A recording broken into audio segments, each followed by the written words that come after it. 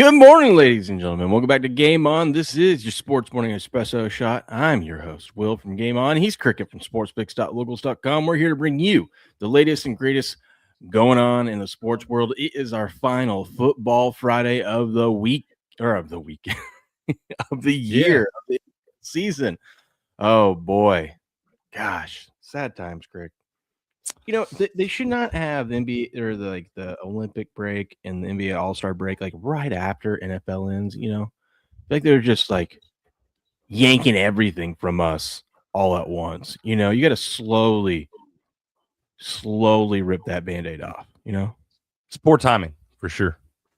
For sure. Very. What are we supposed to do, man? Hanging out with our kids and family. I mean, what the hell? I mean, bet on that's a table problem too.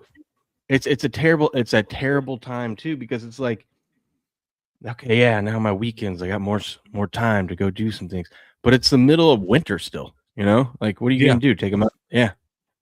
At least where I live, you know? I say that it was 55 yesterday. It was like, what the hell? It does this up here though, Greg. Up here, we'll get into the middle of February like we are, and it'll be like, wow, we're in the high 40s, low 50s. This is weird for this time of the year. And then March will come around. Yeah, hammer. And Mother Nature will say, Bang! Come on, man. Bang! Kick us right in the nuts. She's got a 6 foot of snow, you know. You got 55. Dude, we haven't seen 55 in weeks, I feel like. Yeah, today's high is it's coming down. It's 44. But yeah, coming down. Yeah. I'm telling you, man, it's been rough down this way, dude. I'm over it. I'm ready for it to get out of here. Yeah. My wife yesterday, she texted me, she's like, she goes, hey, because I obviously have a bunch of Patriot jerseys. Cal has a Patriot jersey that used to be Ace's when he was little, but now it doesn't fit Ace, right? And he randomly texts me and goes, hey, you know, I was thinking about it. You should get Ace a Patriot jersey because he's going to be real bummed when you and Cal are wearing your Patriot jerseys watching the game and he doesn't have one. I'm like, it's a good call. Well, it's a good call, except for you made it Thursday before the Super Bowl to get a Patriot jersey when we live nowhere near. Oh, yeah. I didn't think about that. That's fair. That's probably pretty tough to find around your neck of the woods, ain't it? Especially you can find a Seahawks. Yeah. I mean, I could go down to the mall and go get like a regular jersey, you know. Yeah, give him a nightgown. Yeah, well, if that's the case, I'll just give him one of mine.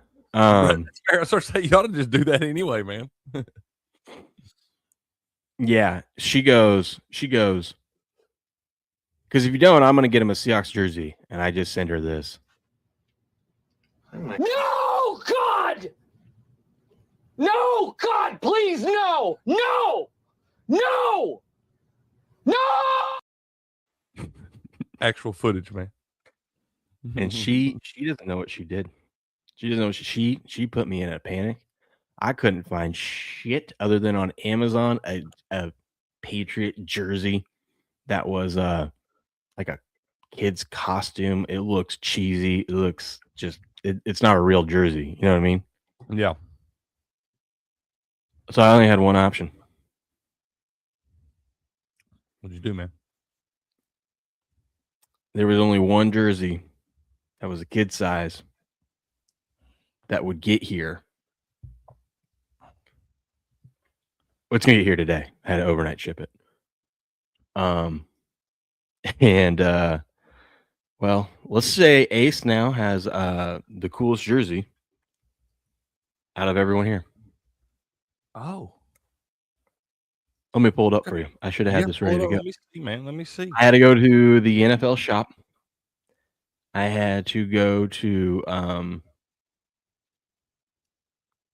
the kids section there, as you can tell. And I had to get him this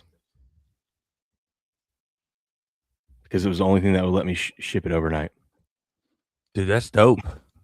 And I had to spend $152 on it. That's fantastic. Hey, the thing about those are, though, when you have like boys with the oldest one, when you buy it for him, you're really not getting screwed on that because you're going to get some more wear out of it in the younger one too, man. So you wind up getting it. We'll just call it half price on that one, Oh, and I got it a size bigger. dude. And so he's going to get extra wear. Shoot, Yeah. We're saying you got 66% off on that thing, dude. I feel like I did. You know, I feel like I did. You know what? So this is all my wife's fault. So she set this up. I wasn't planning on spending that much money on a jersey for a kid, but Not for a kid. You wanted to buy yourself one. oh my god, I know. But don't worry, Craig. I got it for free. Wait, what? I got it for free. How'd you do that? You get a parlay or something? I hit this little banger last night. Look at that. Ooh, let's go, baby. We love Wasn't that. even a sweat, man. I mean, the Hurricanes was the biggest sweat. They were up 1-0 the whole game. Eventually won 2-0. Lightning won like 5-1. Capitals won pretty easily too. Man, booyah! Free jersey. We love it. That's a free That's what we jersey. do Right around- That's what we do around here, you know. Absolutely. Buy jerseys for folks, man.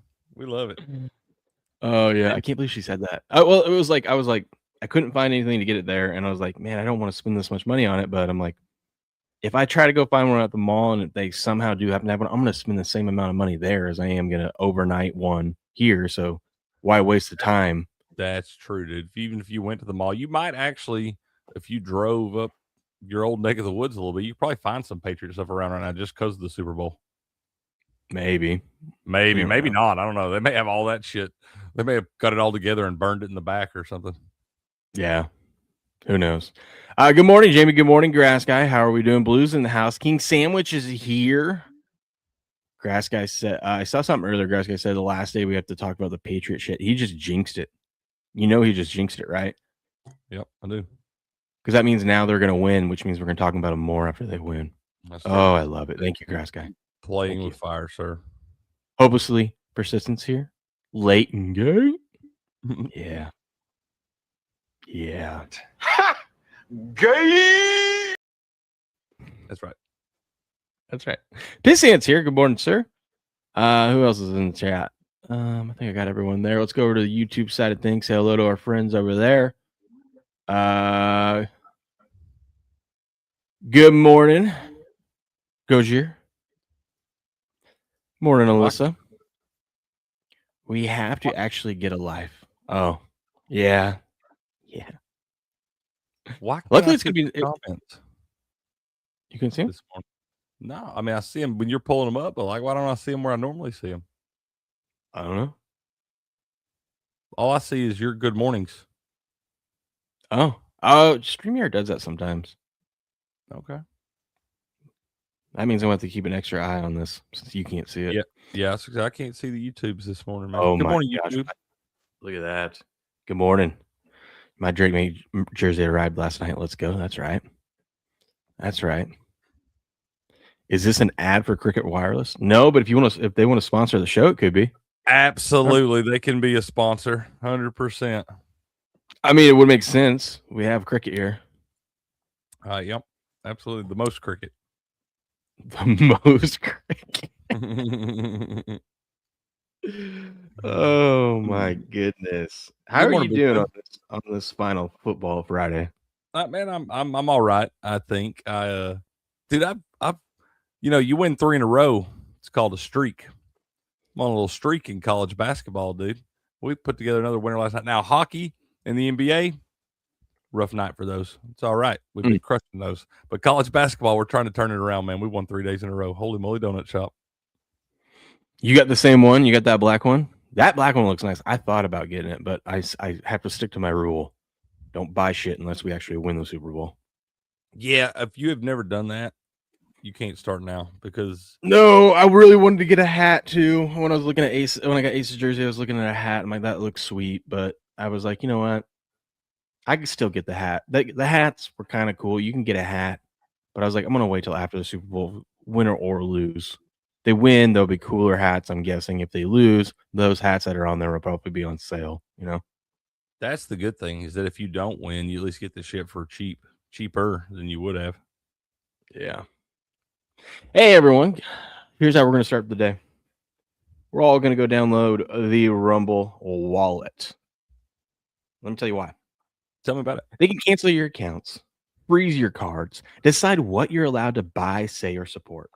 Big banks and financial institutions have total control, and they use it. That's why financial independence matters more now than ever. Introducing the Rumble Wallet, a wallet built for real freedom. With Rumble Wallet, you control your money, not a bank, not a government, not a tech company. Buy digital assets like Tether Gold, and Bitcoin in one secure place.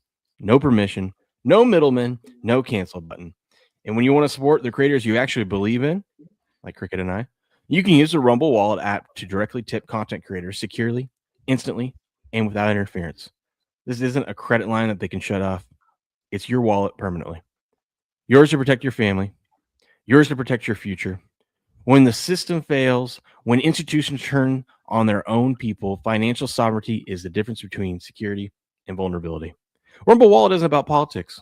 It's about freedom, ownership, and protecting what's yours. So take control today.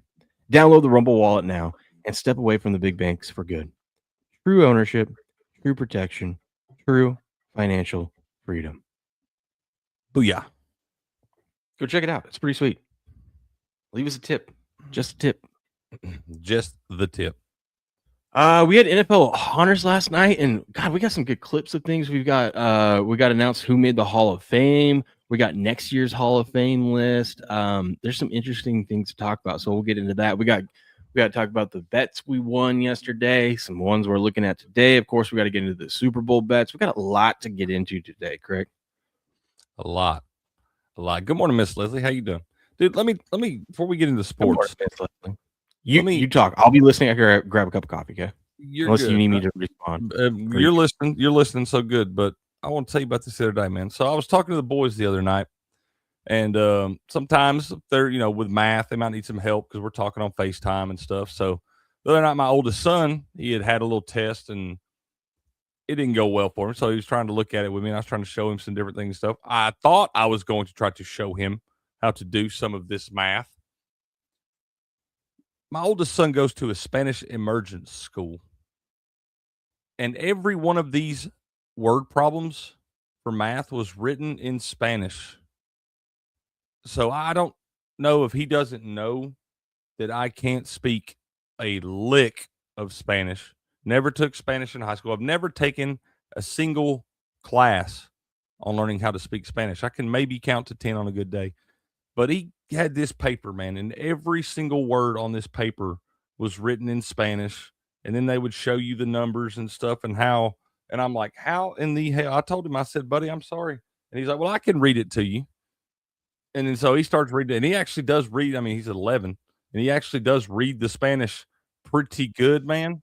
But I'm like, as though math wasn't hard enough to for parents to help their children with.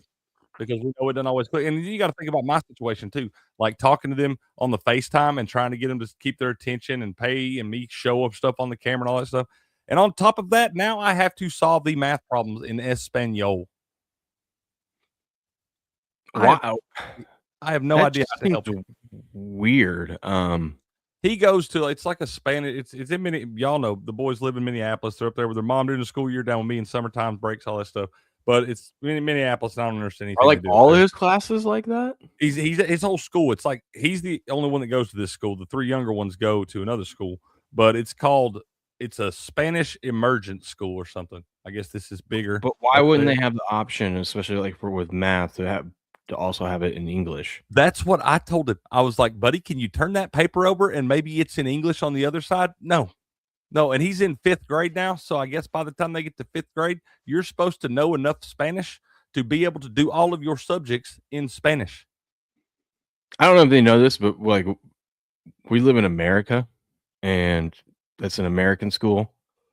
Right. I feel like you can request. I don't know. I feel like you can request it to be, because I mean, everywhere you go, they have like all the different languages for, that's the whole thing, is like we have all the options, so you can. I mean, if you want him to learn it, why don't you put it in English? That's weird. Yeah. For those of us that have never taken any of that, it's like, once again, hard enough to help your children with math homework anyway. But now I can't even read it because it's not even close to in my language. So why did he pick this school? or why was this school picked for him? Look, I can't explain all that. Okay, it had nothing to do with me. Just know I that. figured so. I figured so. It was not my option. Rick, I'm gonna give you help. You can either do this, Google Translate, Okay. or you can pull up like Chat GPT. There's a free version, and yeah, you have to type it all in, but it'll translate it for you. Okay, man. That's yeah. SD was messing around with a Chat GPT last night. Steps has been sending me all kind of shit on Chat GPT. Oh, you see, yeah. Steps is like working on something. He is. I don't know what he's cooking up in the lab over there, man. But he is. I think definitely he working enrolled on into like some sort of college course or something, and he's building models and stuff now on Chat GPT. Hey, man, I hope he builds a robot that knows who everybody is. That's going to win all of the games. What up, Trevor says, it's weird. I'm in Dallas, Texas. With predominantly Hispanics, and our classes aren't like that at all. Yeah, well, listen, Hey, it's y'all got to Minneapolis. understand. That place is weird. one of the. Yeah, Minneapolis is one of the toilet bowls of America. Know that. That place, nothing they do in that fucking place makes any damn sense. Just know that. Yeah, and I agree with this. It's like you're supposed to have. I mean, it's everywhere you go. It's like things are written out or said in both English, Spanish, sometimes other languages. You know what I mean? But like it's predominantly English and Spanish. I thought I was tripping. I thought my damn camera was just kind of blurry or something. Because he's trying to hold it up. You know how the kids are. They're trying to hold it up and it's moving around and all kind of stuff. And I was like, hey, man, here's what you got to do. I said, go take that to your mama. Get your mama to send me the pictures of the problems and all that stuff. She sends me these pictures and I'm looking at these pictures and I realize the entire sheet, not even the part that says your name, is written in English. Everything on that page is written in Spanish. I didn't know a single word, dude. That story reminds me. My dad used to always tell me. So I'm really good at math. I always have been. Likewise. But there was a point where my dad was never really. He was like a B student, but he was never really good with school, and so he get to a point where he's like, yeah, I can't really help you with anything anymore. he's like when he was like, when math came around, he goes, I was really good at math until they started putting letters in there with the numbers. When they put the letters in there, it gets tougher. And he goes, and then and I go, oh, okay, Dad. So like, so you can help. I was going to say you can help me in the middle school. Yeah, appreciate it, Dad. You couldn't help me in middle school. He said middle school is too much. Oh man, like it's okay, Dad. Good thing I know how to do this. I literally, but do you know how defeated you feel as a parent when your kids are expecting you to help them and everything, Matt? And I literally the other night I couldn't say to him, but buddy, we're gonna have to look at this on the next call because Dad's gonna have to once again Google Translate and stuff. I guess that's what I'll do.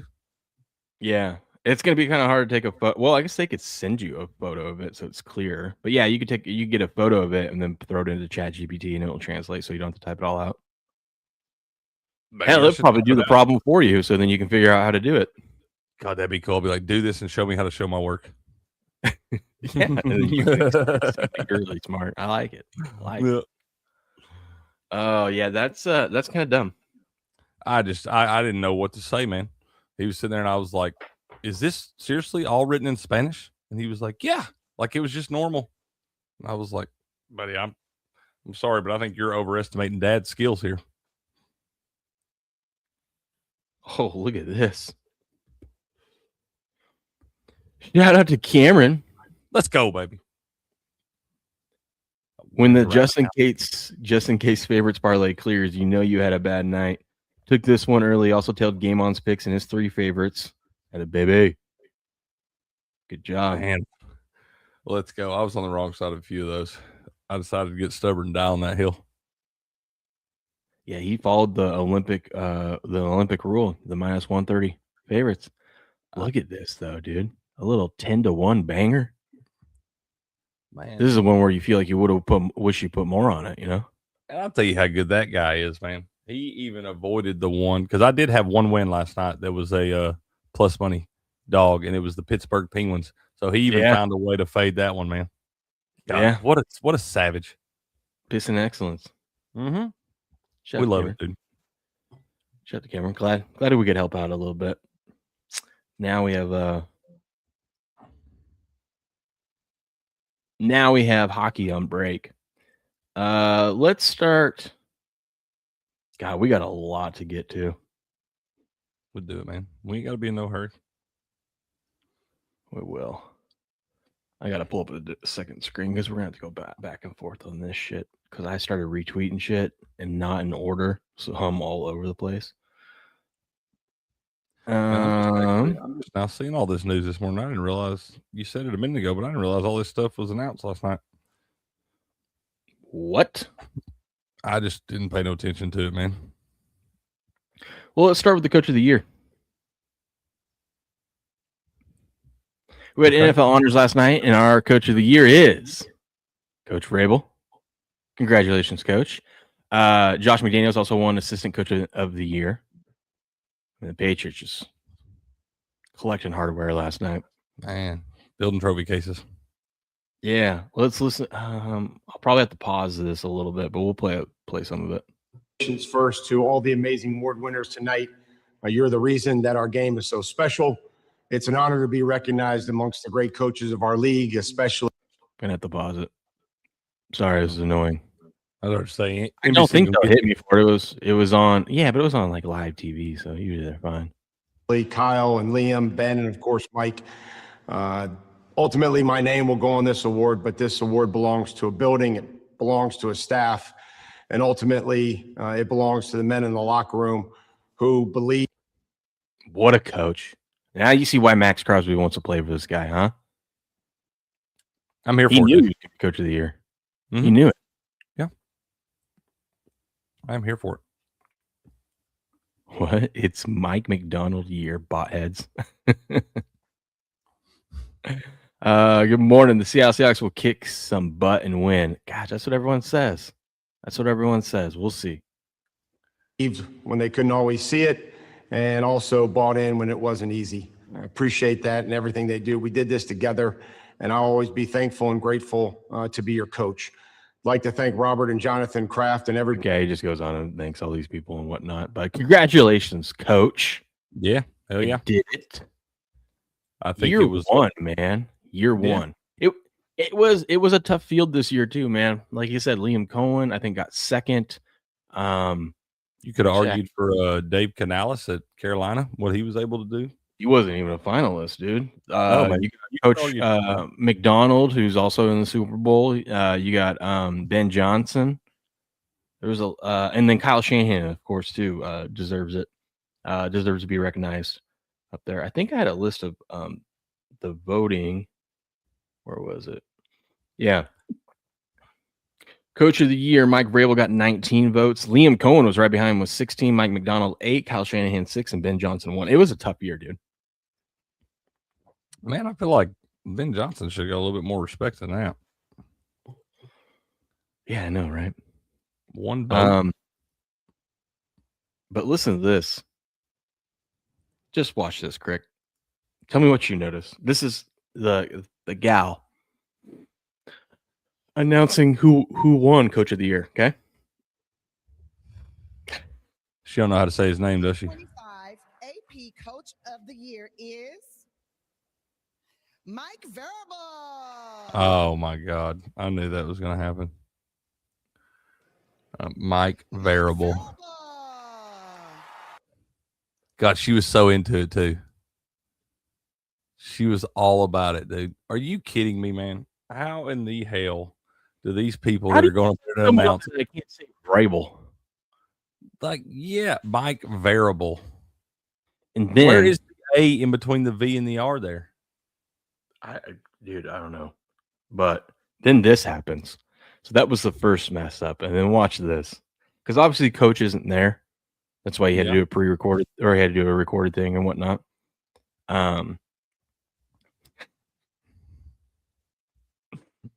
Watch who they pan to, and then his expression. It's just like, why would you do this guy dirty like that? Okay, you ready? Yeah. Mike Vrabel.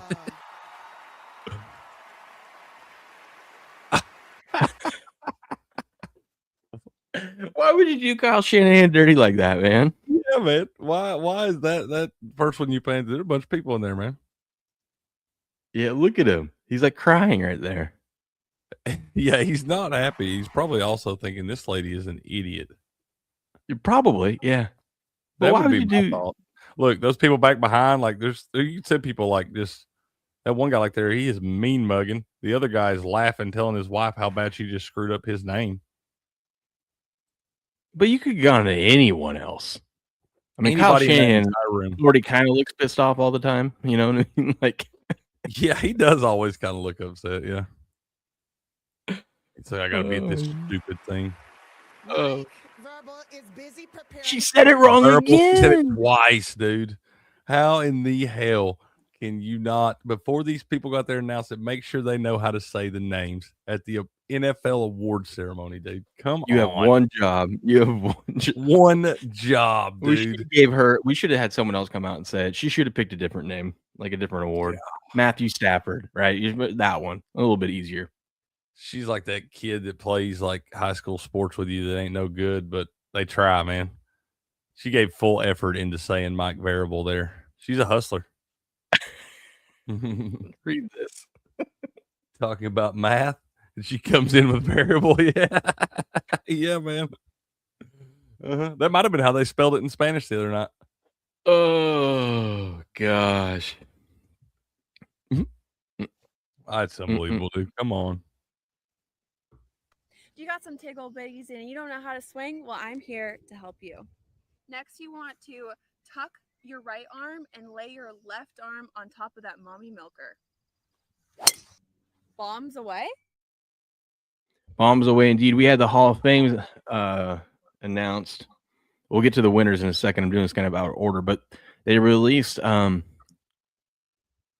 first time people that are going to be on the ballot for the first time next year. And I swear, Crick, if Cam Newton, especially if it's a first ballot, but if Cam Newton ends up getting into the Hall of Fame, I'm done watching the NFL. Dude, I got a new clip that He's not a Hall of. He lost the Hall of Fame when he didn't dive on that ball in the Super Bowl.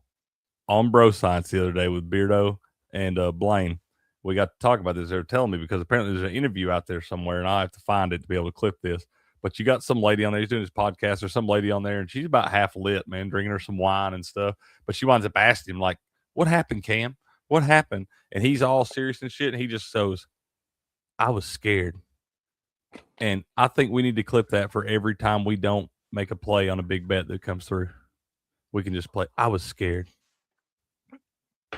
But I was like, that was me. That was me with the Wizards last night. And that's what I was thinking. I was like, that if we're sweating the game, I was like, we can use this clip in so many different spots, man. But yeah, I was like, he straight up came out and admitted it. It was like, she was like, why didn't you dive on that ball, Cam? And he was like, I was scared. So yeah, if you say that, that should immediately disqualify you from the Hall of Fame. Yeah. Yeah. It should. Yeah. 100%. 100%. Gronk better be first ballot, dude. Yeah, dude. I think that this is why it's so tough. Everyone's like, oh, they'll get in eventually. I'm like, no, dude, we have a really good group of people coming. Like, this is where all the guys that we grew up watching, yeah, man, are starting to become eligible. Yep. I mean, I think AP is. It's hard for a running back though. Gronk for sure is. I don't think Richard Sherman's first ballot, but he's probably going to get in there one day. He'll get in one day. Big Ben is. Andrew Ben? Whitworth is worthy of a first ballot. Yeah, dude. I agree. And Antonio Brown probably won't get in first ballot, but he definitely is a Hall of Famer. You go look at his stats. I don't know if they'll ever let him in, dude. He's a psycho.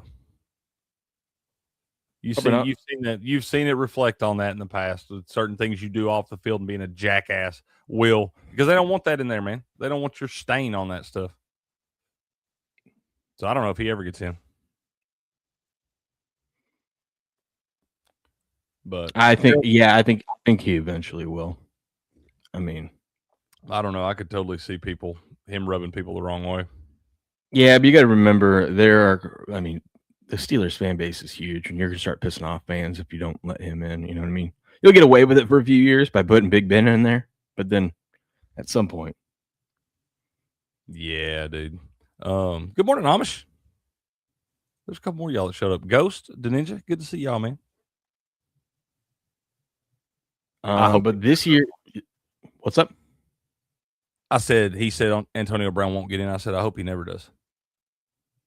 I think he's worthy of. Listen, you got to separate the off-field shit.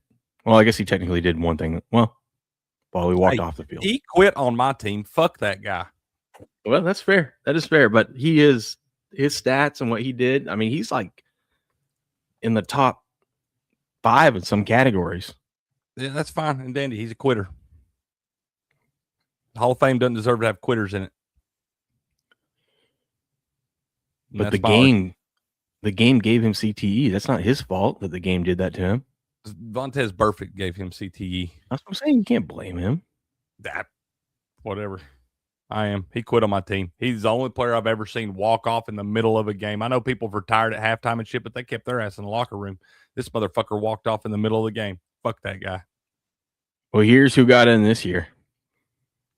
Drew Brees, Larry Fitzgerald, Adam Vinatieri, Roger Craig, and Luke Kuechly. What did I tell you, Cricket? They were going to put Kuechly in. I told you. They should have put Kuechly in. They should have done that, man, because that guy would – I mean, he would have been in the top 5 linebackers of all time if he wouldn't have had to quit the game.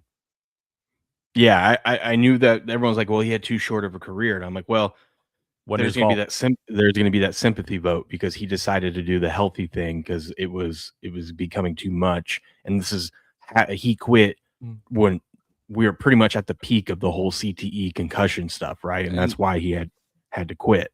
And they're going to reward him for doing the right thing. And let's be honest, his numbers were insane. Dude, that was a tackling machine, bro. I'm telling you, I loved watching that guy play the game. But yeah, and it's saying dude, you imagine what that would be like having your career cut short like that when you are at the top of your game, and that's not an easy decision for that man to make.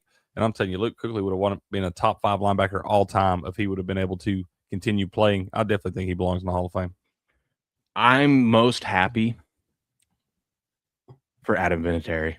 Not just because he was a Patriot, but that guy deserves to be in the Hall of Fame. 100%. Dude, now that after I watched that game a few weeks ago in the snow and the field goals and how that did and the way he was able to do it, bro, I'm telling you, man, put him in there. God, we are synced up this morning, sir, because I was going to just pull this up and show you. Mm-hmm. Now we know how great of a kick this was. Absolutely. After watching these playoffs, I feel like people are like, oh, God, look how hard that is to kick in that. Yeah, let's put him in. Yeah. I'm here for it. This will be a 40. We gotta turn the volume up, but look at this. And he missed. What did he say? What did it say? Missed 4 of the last 5 field goal attempts from 40 to 49 yards. So he had been on a little bit of a stinker. He had probably been kicking in this shit for 2 weeks. This is the AFC Championship game. Yeah, this was. So yeah, he'd been playing in bad weather games for probably 3 weeks, man. That's why he had struggled a little bit. So then this is everyone's favorite game, the Tuck rule. Oh yeah. Without a doubt. Season online to go to overtime. See, it wasn't even guaranteed they were going to win this game. Right. It's just to keep it going.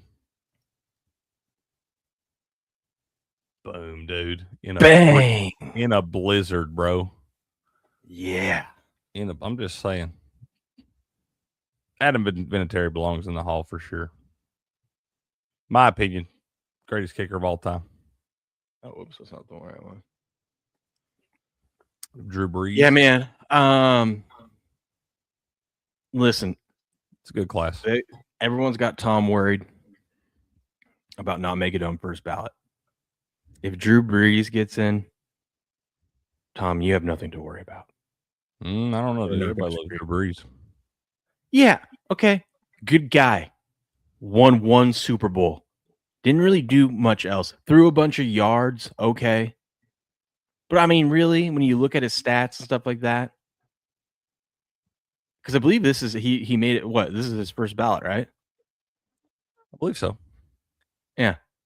So if he's a first ballot Hall of Famer, then Tom Brady. I mean, we all know Tom Brady is. There's no way that they can leave him. Yeah, I agree with you. But he only won 1 Super Bowl. Crick, he only went to 1 Super Bowl, right?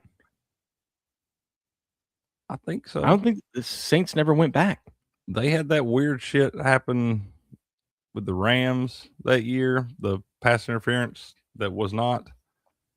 And I feel like he had some tough luck down the stretch in the playoffs. I don't think he really did well in the playoffs. From what I remember from out of that 1 year. Stats. Yeah, outside of the 1 year. I think they had one other good year where they might have made an NFC Championship game. But honestly, the fact that Eli's not in and Drew Brees gets in the first ballot, I mean, that's kind of, you know? So Eli, okay. Are the first ballot guys different than It puts you in a different tier. You're still, getting the same jacket. but right? it So puts you in a Eli can different still tier. get in this year, correct?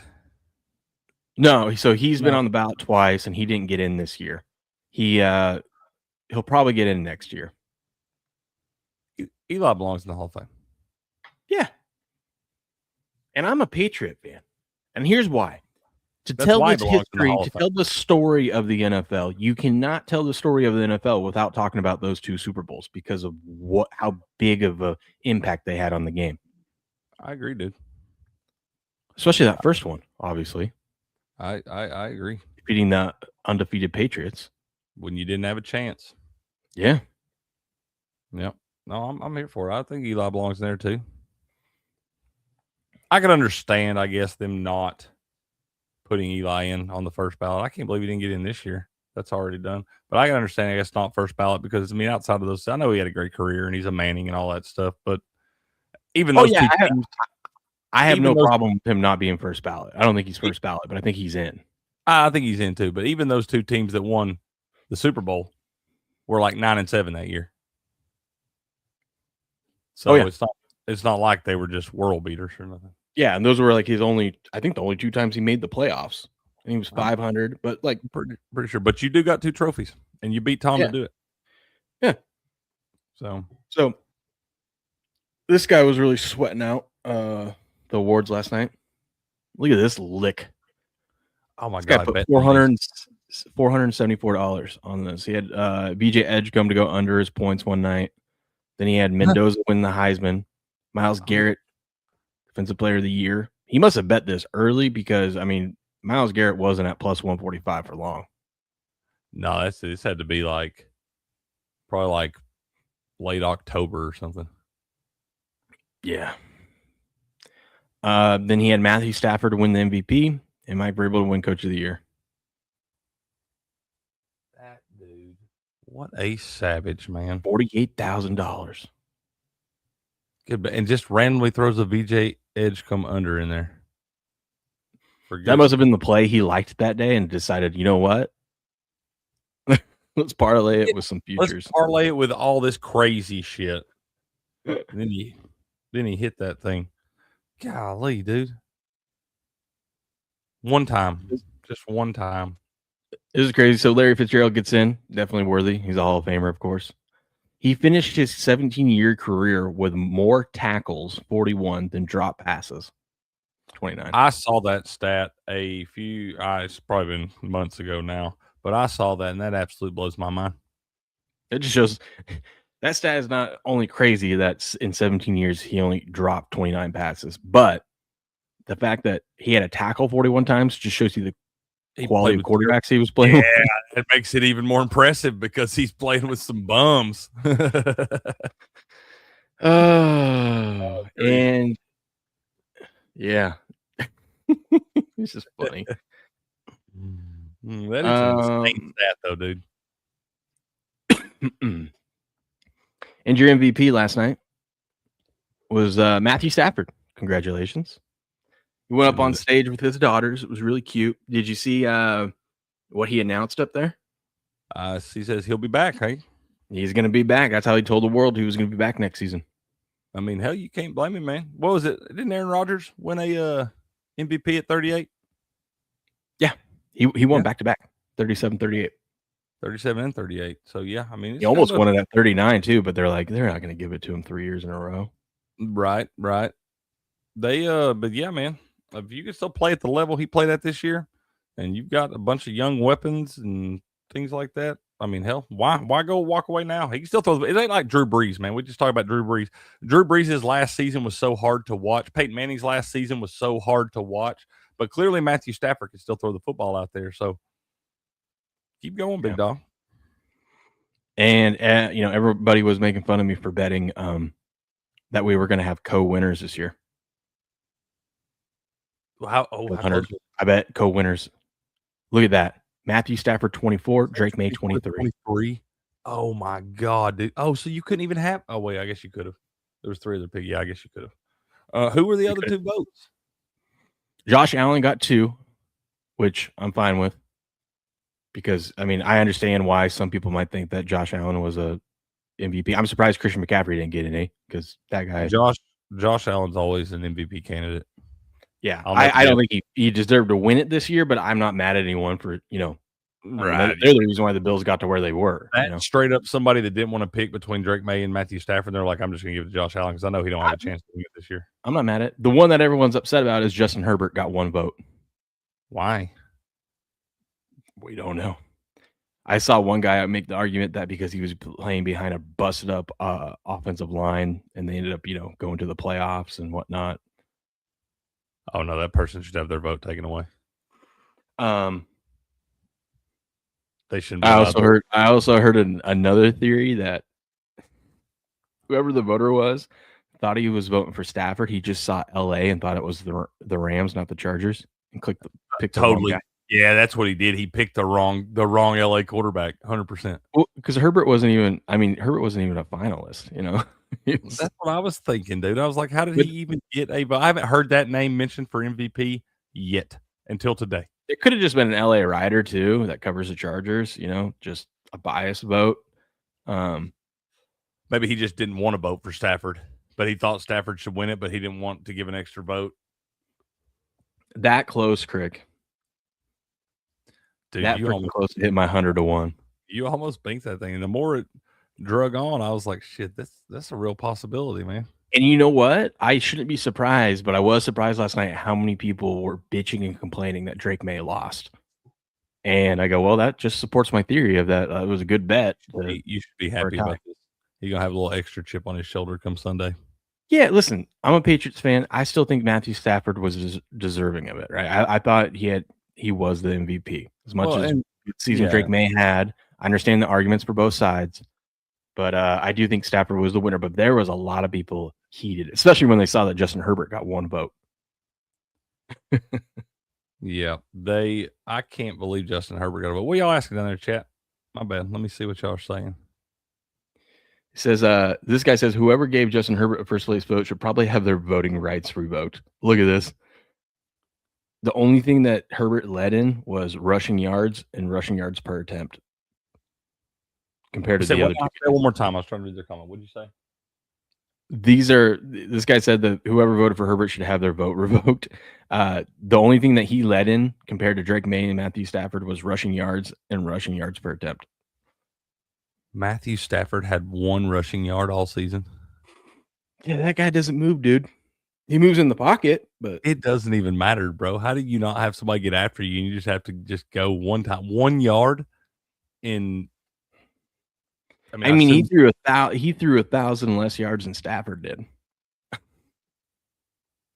Hey, look, I'm a Justin Herbert fan. Okay, the guy. Yeah, no, I'm all about it. He's gritty. He'll go out there, put it on the line for his team. He's playing hurt all the damn time. The dude is an absolute gamer. There's no reason in any realm that guy should have got a vote for MVP this year. No way. He should. Drake May should have another chance at this. I mean, he's got a long career ahead of him. So I feel like that's probably the deciding vote was probably decided by a person that was, we've said it before, it's kind of like a lifetime achievement award for Matthew Stafford. And they know that Drake May is going to have some more chances to do that. Probably Tom Brady. That's exactly what Tom Brady said. He goes, oh, Drake has plenty of time to win it. I mean, what is he, 22? 23, I think. Either way. Yeah, but I saw a lot of people that are like, first they rob Bill, then they rob Kraft, then they rob Drake May of an MVP, then everyone picks against us in the Super Bowl. It really feels like a Patriot bias, and I'm saying good.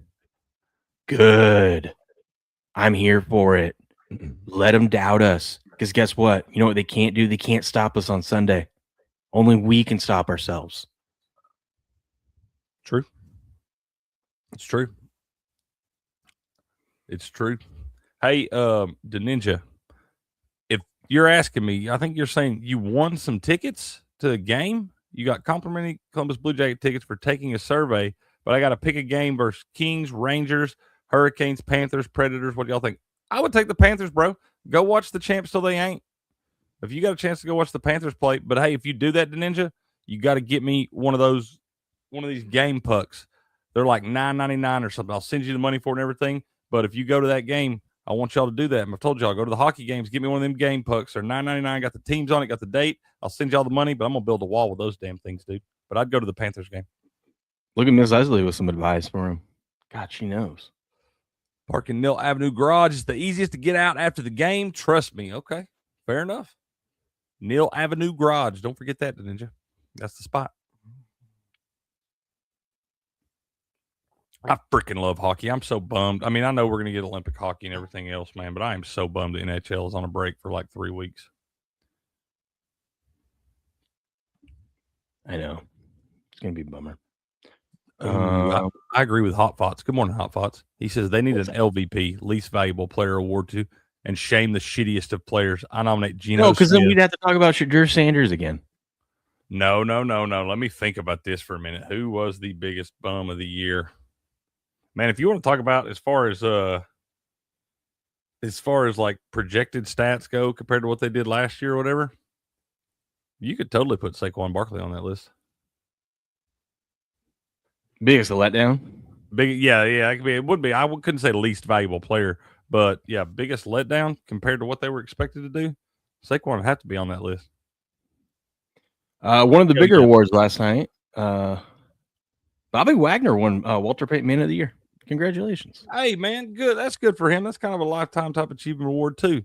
That's all, that's one of the awards that the players respect the most and stuff. You get that for doing a lot of work in the community, charity work and everything like that. Hell yeah, good for him, man. I like Bobby Wagner. I always have. Yep. Here's a list of your winners. So Matthew Stafford MVP, Offensive Player of the Year was JSN, Defensive Player of the Year was Myles Garrett, Offensive Rookie of the Year. Dude, the betting markets yesterday, I can't believe I didn't think about this. People were so stupid. I can't believe I didn't hop on this. I don't know if you saw in the betting market yesterday. So it was in the prediction markets. There was a lot of people. There was McMillan was like 99%, right? Like it was a lock that he was going to win it. All of a sudden, Tyler Shuck, who was sitting at like 2%, jumped all the way up to like 24% on Kalshi. Oh my God. Because should have cashed that out anyway if you bet it. Well, I saw yesterday before the awards, Tyler Shuck won the Pepsi Offensive Rookie of the Year. And so that got people all excited. And I should have known when I saw that to go put something on him and anticipating that people were going to go and bet that, thinking it was the real award. And then McMillan had a controversy this week. I don't know if you saw. He dropped the N-word on a live stream. Did he? So, yeah. So he had to come out and apologize for that yesterday. A bunch of stuff. So I think people thought, like, with that happening and with Pepsi giving him Shuck the award, McMillan might win it tonight. But I don't think that your average bettor on there understands that these awards were voted on back like a month ago. So you say your average bettor probably doesn't even know who Tetairoa McMillan is. Yeah. So I actually was looking up stats. I didn't realize Shuck played 11 games. I thought he only played like 6 or 7. But he played 11. Yeah, I feel like they put him in around week 6. It sounds like. Yeah. Stephon Diggs is with Cardi B. Hey, if there's no tickets left for the Panthers game, I would do the Kings. They just got Artemi Panarin. I told y'all yesterday. Go ahead and it's worth putting a little sprinkle on the Kings to win the whole damn thing because they're like 3 cents right now. They added a few pieces of the trade deadline, and I think that team's going to get a lot better. It's Kopitar's last season, I believe. Correct me if I'm wrong, Buku. So, yeah, I think the Kings are worth investing in on Kalshi right now at 3 cents. I think you'll have some chances to cash out for at least 3 times your money. Is this Cole's burner account? Go Bills. We'll have a stronger team next year, especially with Zachariah Branch. That's who you think you're going to get, man? That's the stud from Georgia. That ain't something. But your defensive rookie of the year was Carson. How do you say that name? Who? Where is it? I can't. Oh, Swesinger? Swesinger, yeah, Carson Swesinger. Who the hell is that? Is he? I was gonna say, I don't know. I'll know. I think I looked this up the other day. The linebacker for the Browns. Browns, yeah. I was going to say That's that's why. a Browns player that had to make 1 million tackles this year because the rest of the team fucking sucks. That guy and Myles Garrett made all the tackles. Oh, coach of the year, Mike Vrabel. Assistant coach of the year, Josh McDaniels. Comeback player of the year, Christian McCaffrey. Deserving.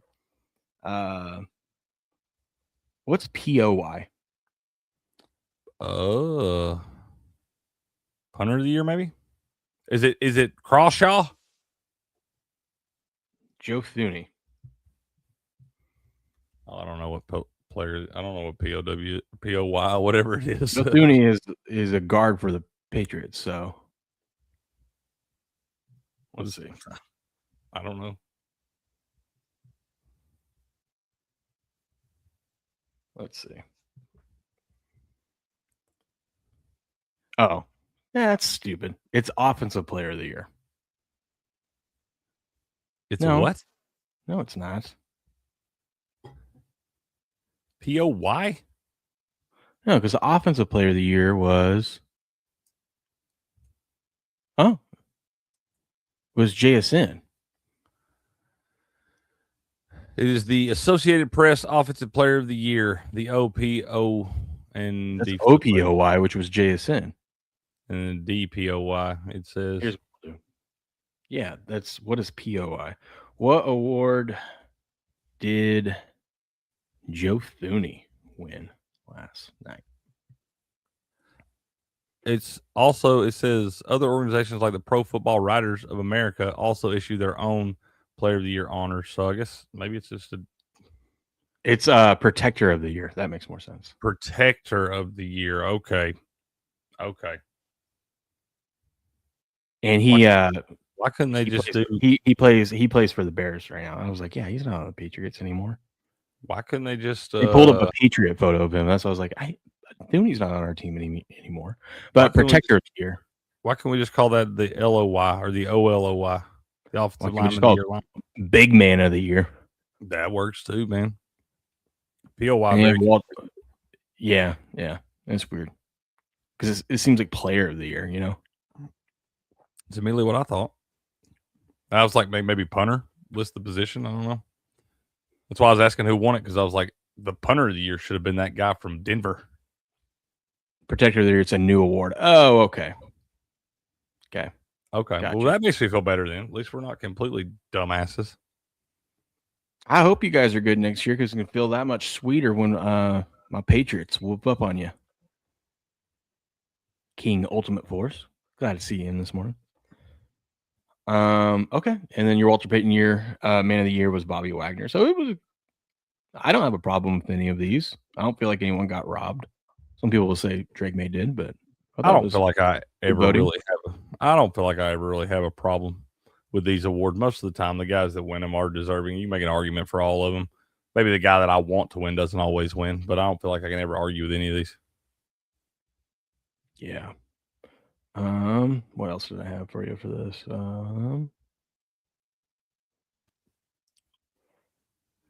Good morning, Matthew. Good to see you, buddy.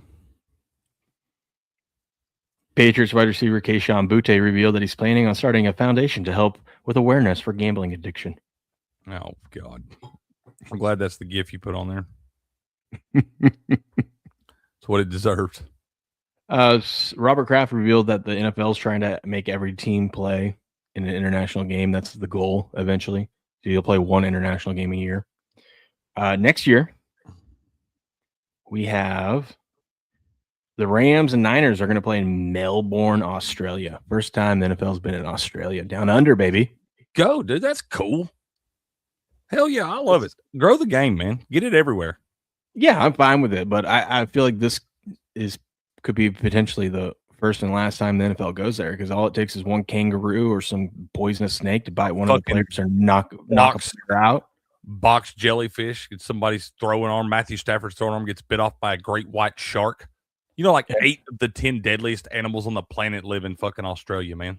Yeah, y'all have Puka walking around, touching some lizard he's not supposed to touch. Absolutely. Probably licking it.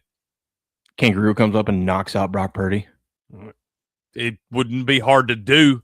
Well, you're sending the worst team there. You're sending the Niners who get injured for on any given It's true. day. They can have some random injury. Now you're going to send them to Australia? Yeah, dude. No kidding. Just saying, bet the Rams. Yeah, place your bets now. Stafford's coming back. Place your bets. Yep. Bet the Rams. We know who the quarterback is. Lock it in. Oh, man. Hey, Crick, I told you, man. I freaking told you guys. I hope you guys, but I know some of you crazy lads out there bet it, but I hope you guys, some of you guys went even crazier with it. But did you see who's in the top 5 of the Waste Management Open? Pearson Cootie. Pearson Cootie's tied in 3rd, baby. I synced it, bro. I checked it last. I said just take him top 20, just take him top 20. That's all you got to do. Listen to this. It's early on in the season, but we might be solidly fading every golf pick I had this year. I decided yesterday Grass Guy was laying out a few bets he had for us on Crick's Corner, and I was like, all right, man. I was just looking at it, trying to find. I was like, best bet of the tournament, Brooks Koepka, top 10. I want you to see where Brooksy is on that list. Oh, I know where he's at. He's down there. He's like 119th or something. He's like +4. Yeah. Bo Nix would break his ankle running away from a kangaroo. Probably true. Then it just said, it was my ladder, Will. At a baby. Now, listen, it's just one day. He's got to follow it up, but I just needed him to place top 20 and to make the cut for some of my contest picks. So I'm looking good there. But freaking in those contests, so in one of the contests I'm in, you have to pick 4 guys and you can use them as many times as you want. So you pick 4 guys, the amount of money they win gets added to your total, right? The whole season long. And I have been fading Scotty Scheffler. Scheffler. This is not Adam's brother. This is Scotty Scheffler. And because I'm like, everyone and their mother's going to have Scheffler in there, so I better make him one of mine. And he's the favorite, heavy favorite to win it. And some guys that I listen to were like, yeah, I know it's only +250, but those are probably pretty good odds because Scotty's probably going to dominate this course again. And I was like, fine. And of course, the time that I do it, Crick. You're not allowed, dude. You're not allowed. He's on your no bet list because it doesn't. No, dude, it doesn't matter what you do, bro. It does. You're totally. I don't bet the no. The weekend I don't bet the no that he's not going to win it is the time he comes out and shoots 2 over and is tied in 89th. Now, I mean, he's probably going to make the cut, whatnot, but I'm really rooting for him not to make the cut. The other guy that I put on there, which I had this talk with Eric, he's like, we got to bet him. Got to bet him top 5. This is his year. Look how great he's playing right now. I'm like, yeah, but he always shit the bed when I need him. And of course, I put Siwoo Kim on my damn card this week too. Siwoo Kim shot as good as Scotty Scheffler. If you would have told me before the first round that Siwoo Kim would have shot as good as Scotty Scheffler did for the first round, I would have said, we're cooking. You would have felt really doing good. Great. Really, really good, bro. Yeah. Siwoo Kim and Scotty Scheffler are 100% on your. I bet Scotty is a huge fan of the show and he decides how he's going to play based on what you say. 100%. Yeah, but Brooks Koepka is at +4, tied in 116th. Did you? Yeah. Yeah. Got a chance. Got you telling me there's a chance. Oh, man. I'll tell you what. I've always liked Brooks Koepka. I feel like I bet with my heart way more than my head on that one. That dude has never, ever won a bet for me. Ever. You know who's bailing me out, though? We Pearson Cootie's bailing me out. And then my guy, Hideki Matsuyama, is tied in 13th. So I got him on the card. We're big fans. I got a sleeper for you, too. A guy that no one was really talking about. And I can't even say his name. Heath Tigala.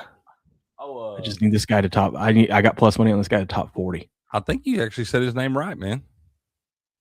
Yeah, I'm pretty good. I think you actually said it right, real close. Did you see some of the highlights of Scotty yesterday? He actually looked human in a couple spots, man. He looked like me out there on the course, chili dipping and stuff. I saw someone post, Scotty's one of us, and it was him with like this terrible chip, and he was just he's pissed. So mad. He almost pulled a Siwoo and broke it in half right there, dude. He was hitting it on his legs. He's like, "Oh, don't break this. I'm gonna need it." God, Ninja, I'm gonna be rooting for you, buddy. He says I have top 30, top 20, and top 10, top 5, and a winner for the latter for old Pearson Cootie. That a baby. Golly, what a great name too, dude. I hope You he doesn't said that keep the yesterday. I was like, big that's a great name. This guy's definitely shooting a low score. Yeah, but I mean, there's not really many common names you would think to see at the top. You know, I mean, Matt Fitzpatrick maybe, but all these other guys, I feel like for those contests, these are not guys people were picking. No, I didn't recognize a lot of those names at the top. Yeah, I mean, you got Matsuyama there at -3. Who's another big name on here? Max Homa, Victor Hovland, Jordan Spieth shot 1 under. Who would have thought shooting 1 under would have been good yesterday? What is the Young leader? -8, but oh shit, -8, -6, and then guys tied at -5 for third. So I mean, that's a good grouping. Yeah, oh yeah. God, look at this guy was pissing excellence yesterday. He started on hole 10, and he shot 6 under in his first 9. Hey, eagle. That'll happen when you eagle hole the second hole of the day. Yeah, but to have a bogey free and you get what, 6 birds and an eagle, man, that's crazy. So you said he started on hole 10, right? Yeah. God, he went in his first 5 holes, he went eagle. He parred the first one, then went eagle, birdie, birdie, birdie, par, and then birdie. Dude, no, he parred the first. He parred the first 3. Oh, okay. Oh, so that's hole 12. Okay, either way, dude, that's a hell of a stretch right there, bro. Dude, that's a hell of a. I tuned in when he was just finishing up the front, and he had just finished hole 1 for his back 9, right? And I was like, holy cow, this guy is on a tear, man. Dude, he ate his Wheaties yesterday. Absolutely. It's gonna be interesting to see what happens today. I'm just glad that we got our Pearson Cootie bet looking good. I just need him to make the cut. If he doesn't top 20, that's fine. That's really the only reason I checked that score last night is because I saw that Scotty was having such a bad round. So I was like, man, let me just look and see where old Pearson Cootie ended up. And I was like, buddy, he's in contention. Telling me there's a chance. And then you're telling me there's a chance. Yeah. God, it looks good. I love it. We'll see what happens today. We'll keep an eye on this. Waste Management Open all weekend long. Weird they do it on the Super Bowl weekend, but does it always work out like that, I guess? It's somewhere. It's usually around it. I don't know if it's always is, but that's not the one I meant. Hell, Crick, betting the favorites yesterday was the system play came through. It did. Just take the favorites, man. I mean, like you said, there was one dog. Other than that, hey, I do want to say something about this. Y'all didn't know this earlier. You're saying like new system play before the breaks. No, it's a new system play before the Olympic break. You won't have an Olympic break every year. The last Olympic break you had was 2014. All those stats came from the 2014 season. So don't just think next year on All-Star breaks and stuff you're going to be able to do that. That's literally what I said when I was telling you about it. I go, this data the last time it happened was from 2014. I know you told me that, but there was in the chat earlier they were talking about it. And I just want to make sure they understand it's an Olympic break, not just a break. Yeah. But next week we have another stab at it because similar results happened in the NBA before the All-Star break. Maybe it's just a thing. It's something weird. It's something weird. The favorites just like they turn it on when they know they got a week off coming.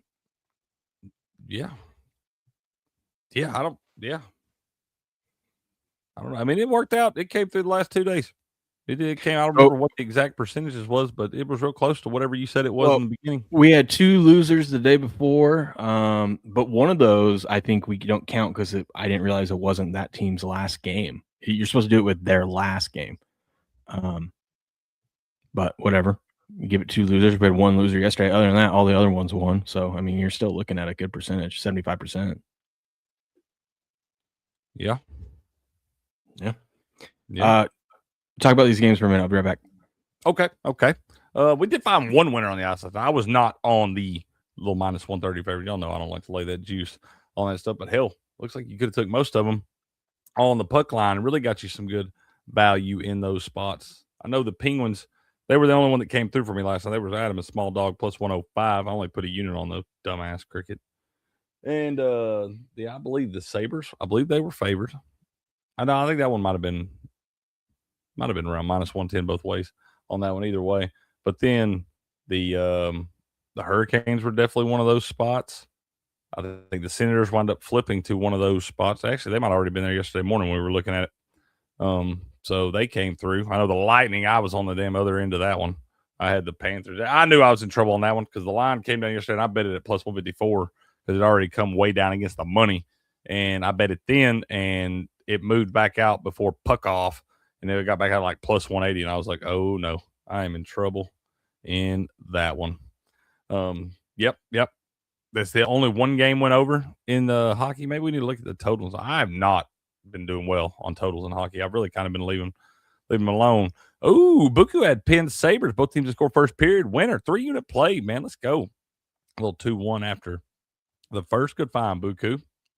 Miss Lady said this worst time for CBJ to go on a break. Yeah, they have been on an absolute tear. What are they, like 11-1 since the new coach boost, I guess, since they fired the manager and now they got a new one in there and they have been on an absolute freaking tear. Did you say only one game went over last night? That's what Ghost says. I mean, it looks like it based off these scores. I'm so glad. No, it would have had to have been 2 because the Penguins Sabres was 5-2 and then the Panthers Lightning was 6-1. So it would have had to have been 2 of them go over. I was going to blindly bet every game over last night because I was listening to a theory about like, it's right before the break. Maybe these guys try a little hard, but also that maybe they play a little loose and they just kind of, get some scoring. I'm so glad I didn't. Yeah, dude. Just think if you would have bet it in the Golden Knights Kings game. It was 4-1 after the first period. They didn't score another freaking goal, dude. It went under 5.5. You could have got the end game under 5.5 for probably like they wouldn't even offered it to you when it was 4-1. They'd have to give you like 10-1 on that. It'd have to be better odds than that. I'd have to get 20-1. There wasn't going to be a goal scored the rest of the game after the first period. After they scored 5 in the first. Hockey's insane, dude. There was one of these games. I think it was this one. Yeah, it was. So I made my first goal scorer bet. I put $20 on Aho and $20 on Shivnikov or whatever. Svechnikov.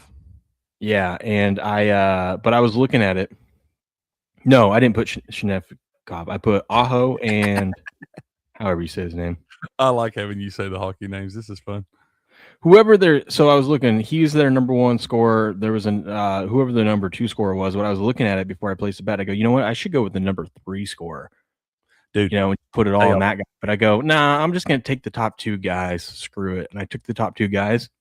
Of course, it was Shevnikov who gets it. And he was the 3rd on the list. The guy that I was like, I should put it on him. I didn't do it. I'll tell you, it would have been 20-1, dude. In certain games that you think are going to go under, where you think it's going to be a lower score game, look down that list a little bit because you want to look at the guys that are on like the 2nd and 3rd lines coming in. Don't necessarily look at the favorites because it could come out, especially in a lower scoring game with 2 good netminders, man. It could play kind of stalemate for a little while, and you'll wind up seeing somebody score late in the first period, be one of those dudes on like the 3rd or 4th line, and you'll get like 35-1 or better on those guys. Well, and then here's what I got scared off of it, and I wasn't able to place the bet anyways, but I was thinking about it because I was driving home from work, but I was going to place it beforehand in the Vegas Knights game. You could have got 15-1 on Jack Eichel to score the first goal. Fuck Jack Eichel. I know, but I got scared from losing the other one. I said, nah, I'm not going to do it. And of course, Jack Eichel goes. It don't matter if you'd have bet him. I bet not a single person on the planet bet Jack Eichel to score first goal last night because if you'd have bet him, that bum wouldn't have done it.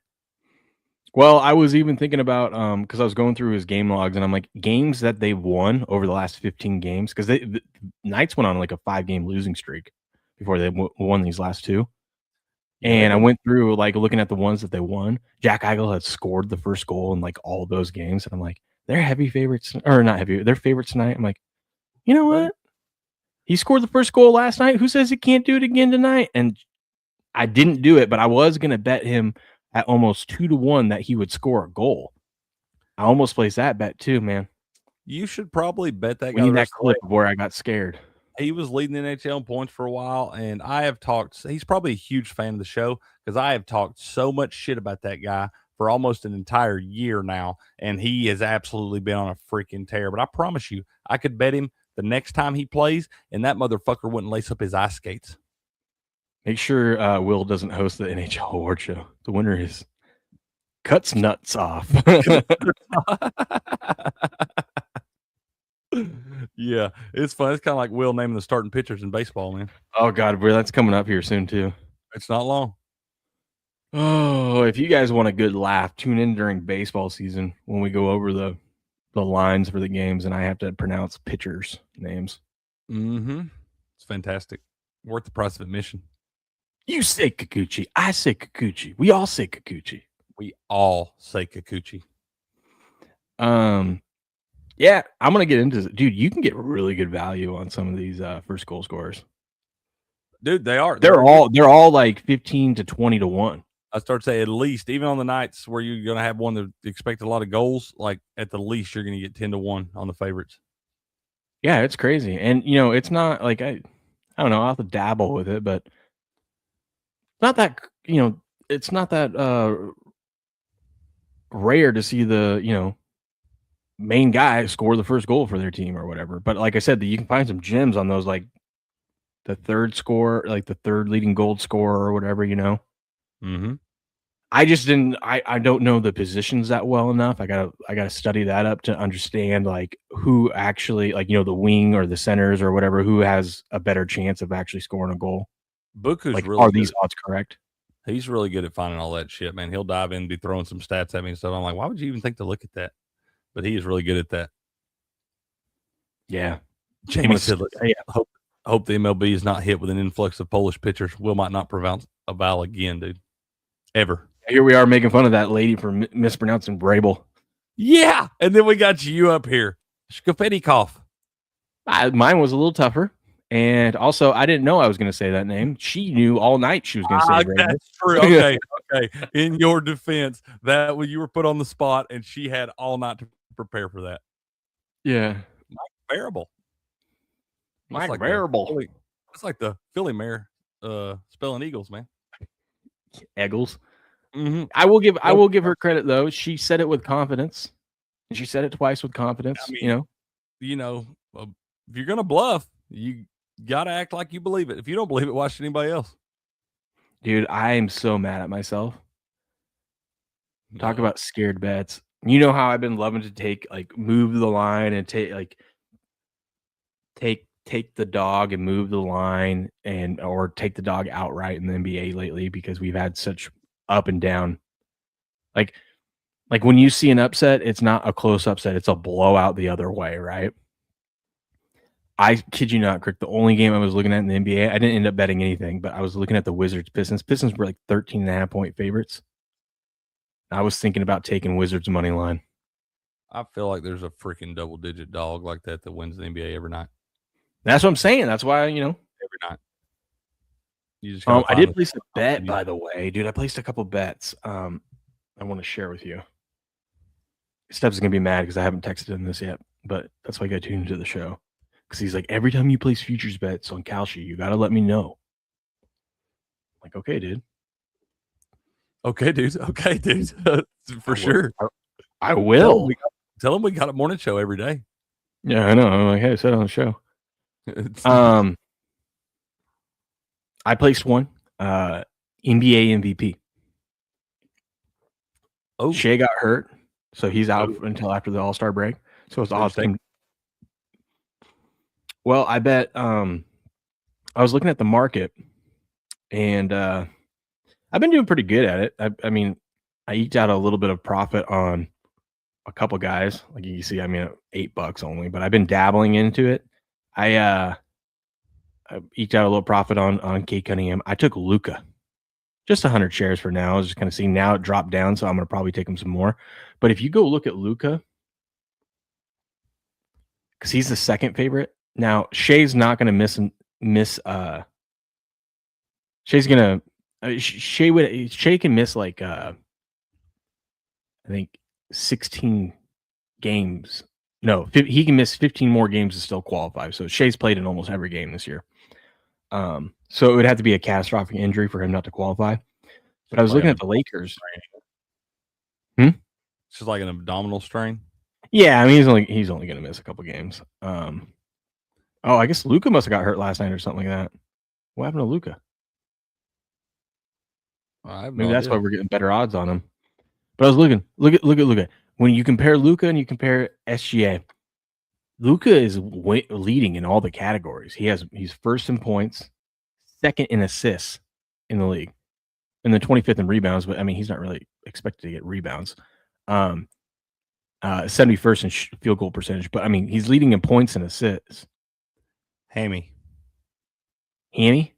Oh, he'll be Lakers fine. star Luka Doncic limped off the court late in the second quarter and was ruled out for the rest of Thursday's game. Says initially described Doncic's injury as a left leg soreness, but head coach Eddie Riddick said Doncic will undergo an MRI on his left hamstring Friday. It's okay. We're going into the All-Star break, so he'll miss this week of games. Not a big deal. So he'll have 2 weeks off and only miss like 2 games. Man, I almost wonder this shit. I'm like, all the big dog, the studs, the guys that are going to be playing. I'm like, maybe you just didn't want to play the All-Star game. Maybe you just wanted a little vacation. Maybe. Seems easy to say. Either way, I think, dude, if you look, he's leading the league in points. He's second in assists. I feel like it's going to be closer than SGA's at 67 cents. Luka's at 6 cents. The second favorite is Jokic at 21 cents. Jokic can only miss like 1 or 2 more games. And I know he usually plays every game, but do we really think Jokic is going to play every game down the stretch? I mean, if he can, he will. That guy's a gamer. But at the same time, if they get back close to playoff contention and stuff like that, there's going to be spots like if they can't advance their seed and shit, well, they'll rest him at the end. What is who else on that list? It's SGA is a huge favorite. Then Jokic is right behind him, which I don't doubt Jokic is obviously worthy of it. And Luka's your third favorite. Cade Cunningham is your fourth favorite, but he's at 5 cents, so 20 to 1. And then Victor Wembanyama is your fifth favorite, but he can only miss like 3 more games. I wouldn't bet that one. No. And then I have some on Jaylen Brown as well, but I bet that like a month ago. The other ones that I bet when you go to Defensive Player of the Year, I bet more on the no on Wemby. They keep piling on Wemby. Because listen, he is the best defensive player out there, but he's not going to, I don't think he's going to play enough games. He can only miss like 2 or 3 games, and then he doesn't qualify. And I know they've been doing this where they play him just 20 minutes, so he qualifies for that to count as a game. This dude is going to go through, we're not rooting for this, but it's highly likely he's going to have some sort of injury second half of the season that keeps him out. I'm not saying a major one, but it's going to keep him out of some games. I mean, I feel like hell, they've been training this kid since birth to be built for these moments. Like, it's just, I don't know. I've been wondering more and more about Victor Wembanyama. Keep you up at night? No, not that bad. Not yet, anyway. But I'm just wondering if Victor Wembanyama is going to be what they think Victor Wembanyama is going to be.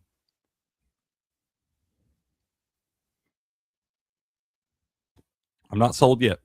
Not saying he can't be that guy, but I'm not sold yet. How many games have they played? They played.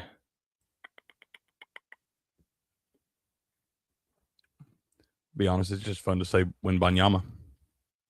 Wemby. Anyways, so I bet some on Chet. He's played 45 games this season.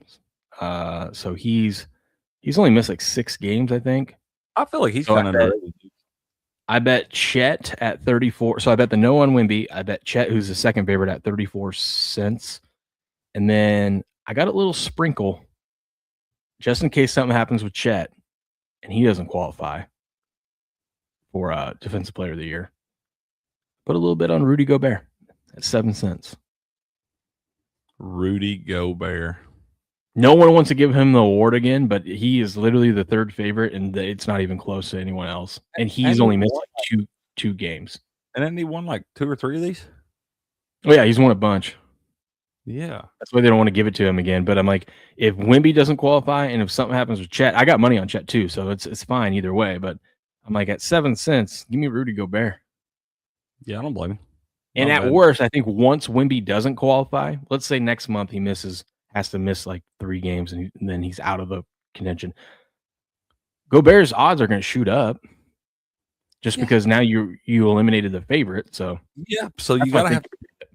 Yeah, I don't hate that at all, dude. I feel like you are the best at spotting those little crazy angles like that. That's just how my brain works. But yeah, I like Chet. I like betting the no on Victor, and I like betting yes on Chet to win Defensive Player of the Year. Okay, I don't hate that, man. I don't hate that. I told y'all yesterday on Kalshi, a little hockey. I know we already went through that, but yeah, I think some good investments on Kalshi. Stanley Cup. Look at the Detroit Red Wings at 4 cents, the LA Kings at 3 cents, and the Minnesota Wild at 7 cents. And that's to win the Stanley Cup. And remember, y'all, a lot of times on the Kalshi stuff, you're not going to let that ride to the end, man. Look for spots to cash that out 3-4 times your money or better, and then get out and you put another bet back in, man. But you're going to look for cash out spots on those. But I think those are 3 that you're definitely going to have chances to cash out for at least 2 times your money. Dude, I can't believe, because we started later, so I forgot that it's already 6:30 where I'm at. And them kids ain't even up yet, dude. I know. What are they doing? I just jinxed it, but God. I think so. Here they come right now. You know, you can't talk about this stuff 6:30 is they 6. Hey, you told me they'll sleep until 6:30. I'll take it every day. Every day, dude. I'm telling you. You got Cal down here wide-eyed and bushy till at 5:15 in the morning sometimes. Ready to go. Yeah, that freaking guy. That kid. He cracks me up. Dude, he thought it was so funny last night. Last night we so Cal didn't take a nap, Ace did. So then it was like, okay, Ace gets to stay up a little bit longer. Cal, you need to go to bed. So my wife and I, we usually put the kids down together, and I always lay with Cal first, and then I go and then my wife and I switch, right? And so last night I just told my wife, she's like, I'm like, well, since the girls are in bed already, why don't you come up and we'll both put them to bed, put Cal to bed. So I'm laying with him. She's cleaning stuff up, getting it ready. We get them all situated, and he's like, Mom, I want you to lay with us too. She's like, really? Yeah. So she lays on the other side. He didn't understand this. She's like, oh, you're getting sandwiched. And he's like, what? What do you mean? He's like, what do you mean I'm getting sandwiched, Mom? And she's like, Dad and I are the bread and you're the peanut butter. And he thought that was the funniest thing ever, dude. He was cackling.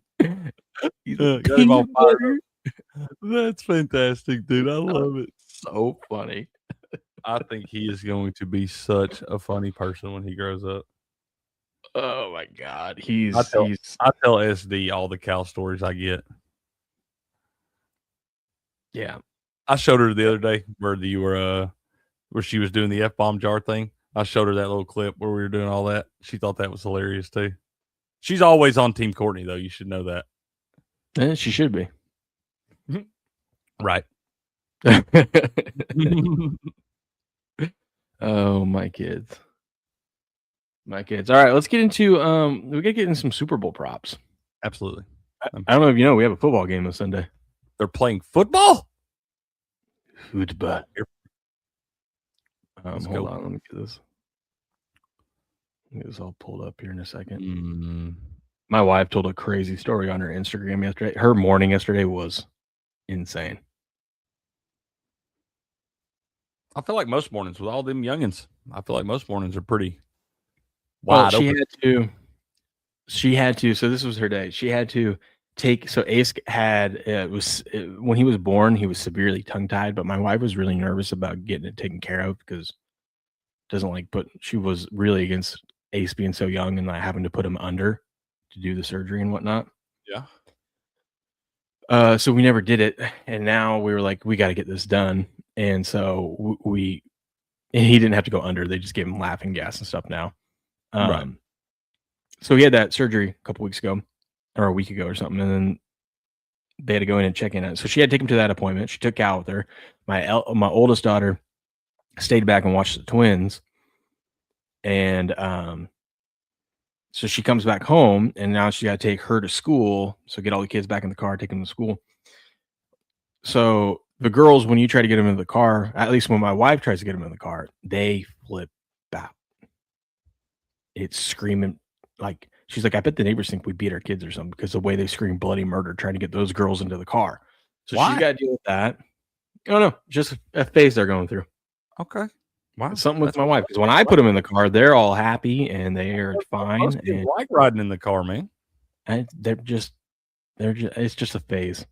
That's So fair.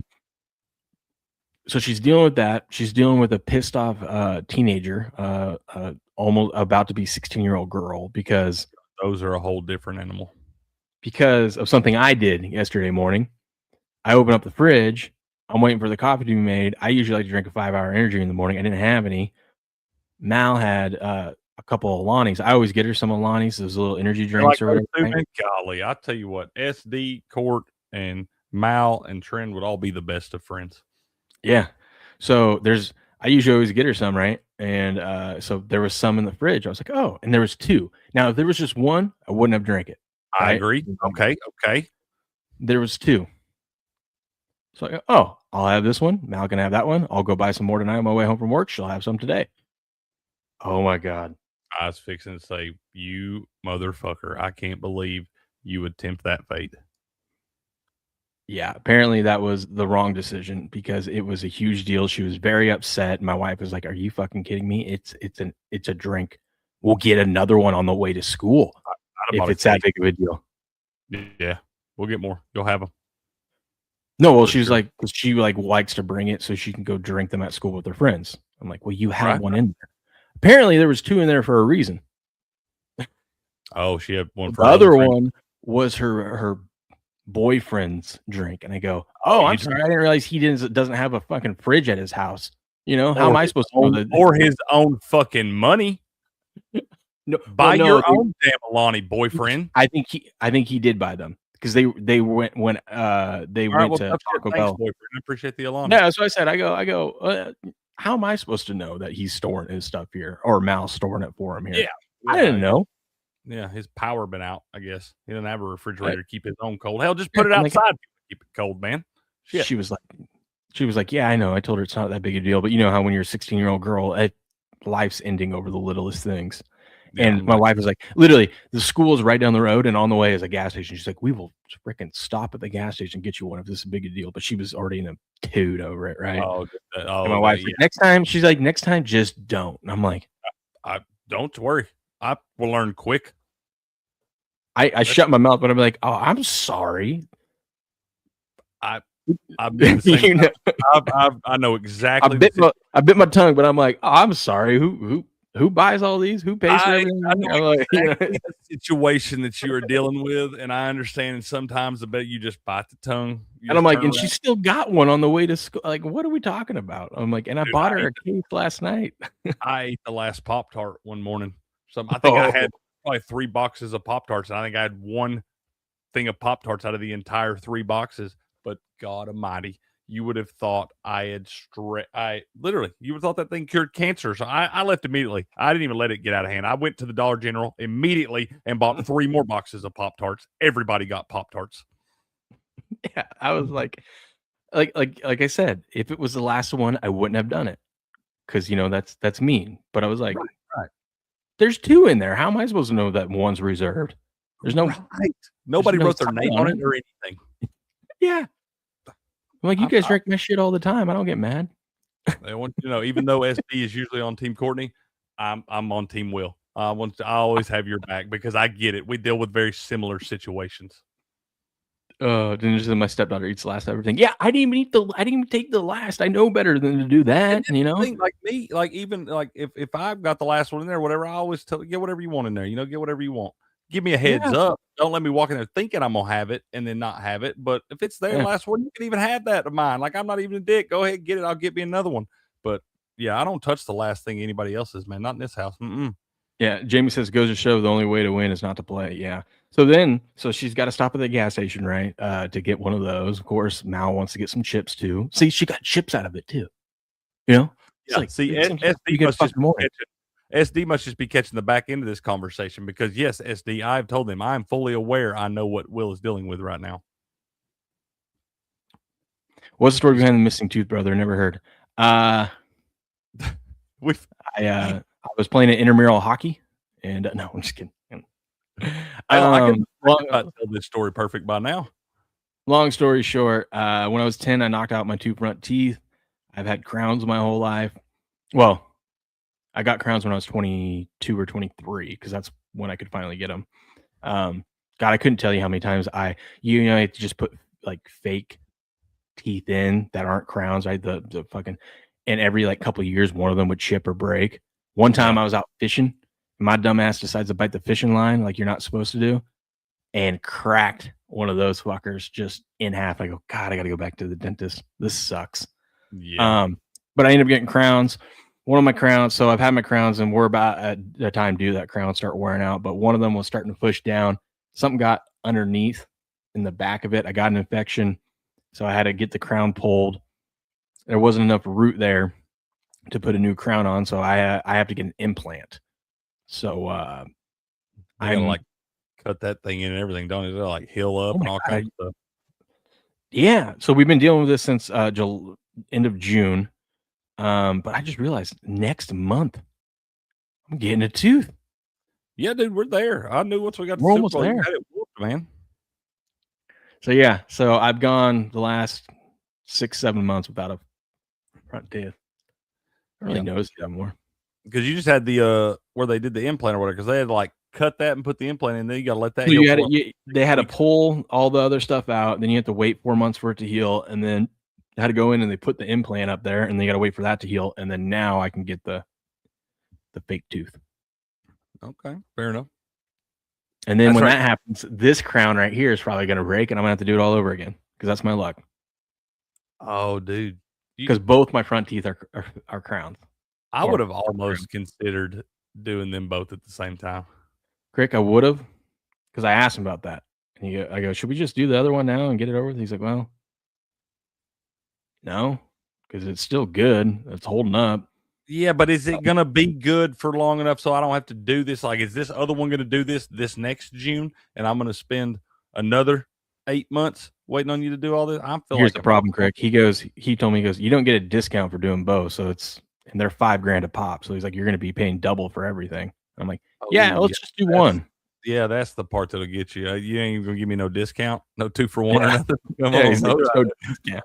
If you were to give me 50% off the second one, we'd have done them both now. But if it's full price, man, we'll wait. You're right. Yeah.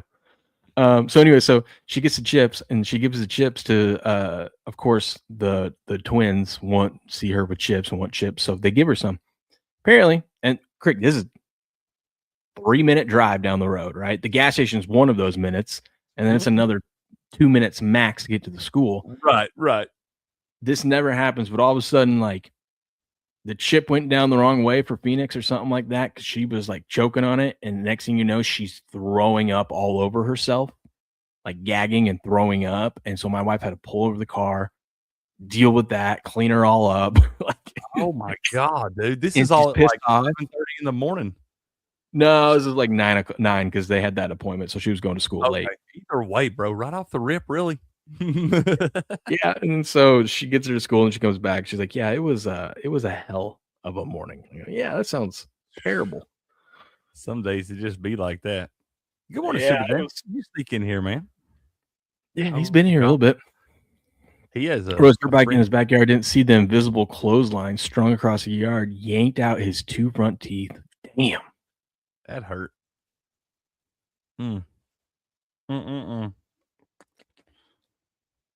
Whew. Yeah, that was an option too, Ghost. He went with a bridge. They told me I could have. So what a bridge is they basically will put a tooth out here, and then they'll connect it to the 2 next to it, so they're all connected. And he goes, the problem with that for you is, if anything happens to one of those teeth, you got to take them all out. And I'm like, well, I know this one at some point is going to come out, so I'm like, let's not do that. Let's just get the implant. Fuck it, The other day, I saw my life. I told SD this. I saw my life flash for me. I was here by myself, and we're trying to get the house ready a little bit at a time to get ready to sell. And the back deck was needing to be redone because some of it's rotten. So I was going to tear it down, get rid of it, and all that.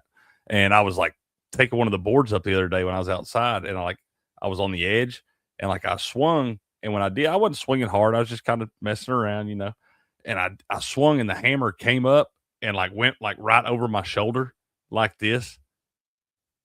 I came real close to knocking my teeth out the other day with a hammer, dude. I'm telling you, after that, you talk about everything I did after that was OSHA approved because I was being so careful. I just stopped. I just put the hammer down for a minute, and I was like, dude, you almost fucked up real bad right there, bro.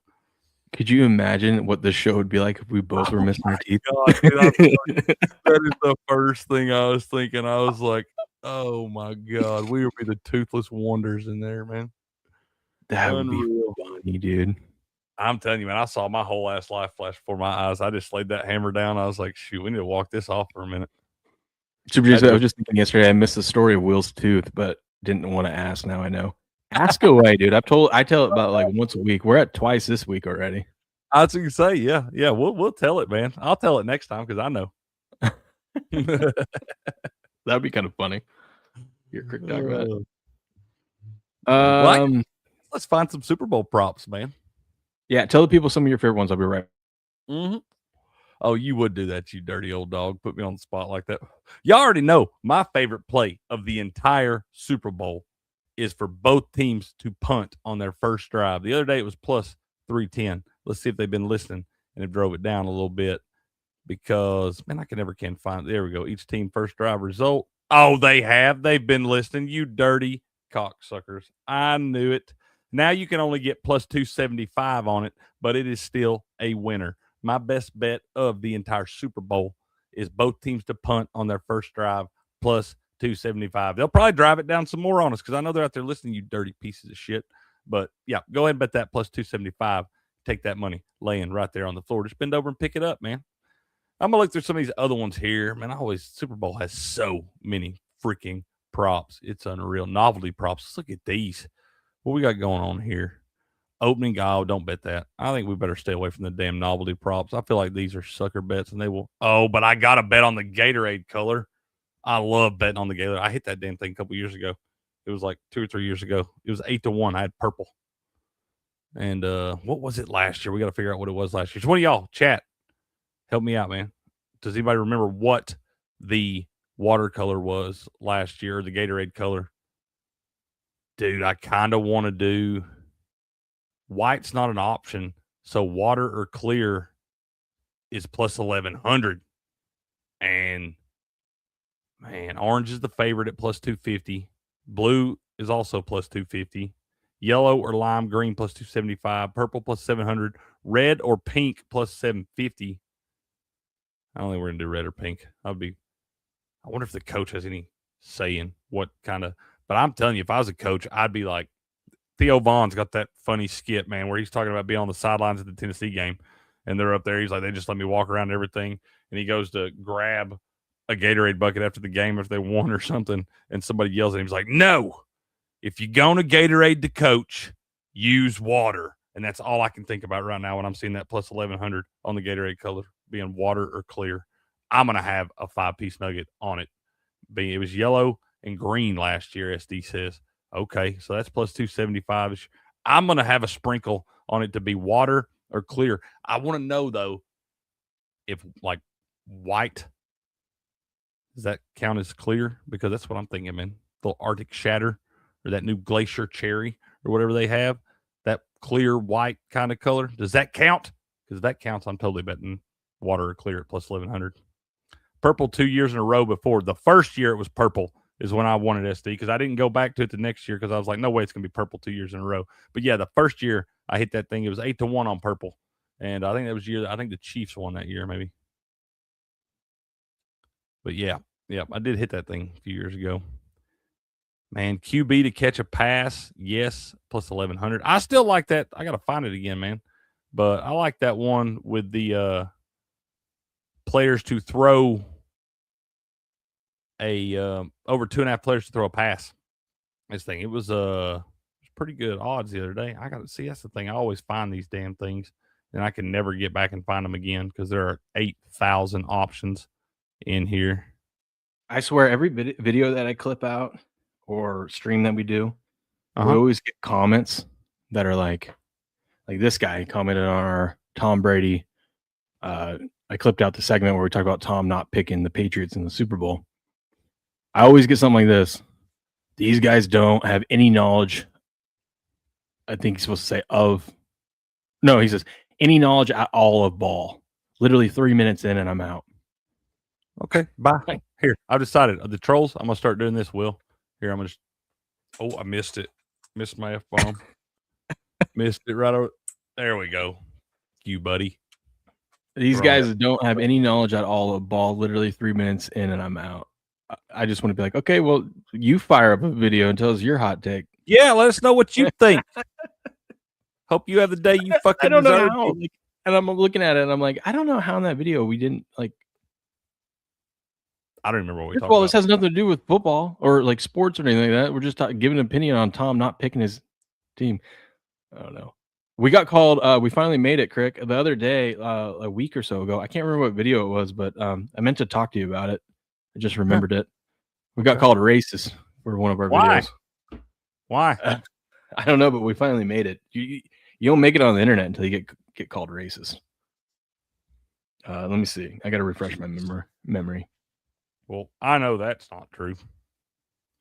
So, well, we were. Who was it?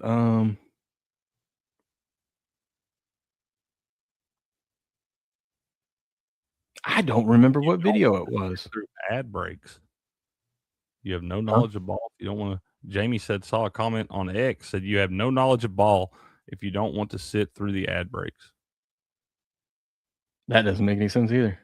Jamie, he said, if you're not racist in 2026, what are you doing? I know, right? You're not doing the internet right. You're not doing internet right. Oh man, everybody's always. Let me see if I can find it. We got everyone's turning an ant mole into a mountain, just thirsty for content. What do you expect Tom to say? I expect Tom to say he's a Patriot for life. That's what I expect. I expect people to stop giving a shit about stupid shit. Let's see.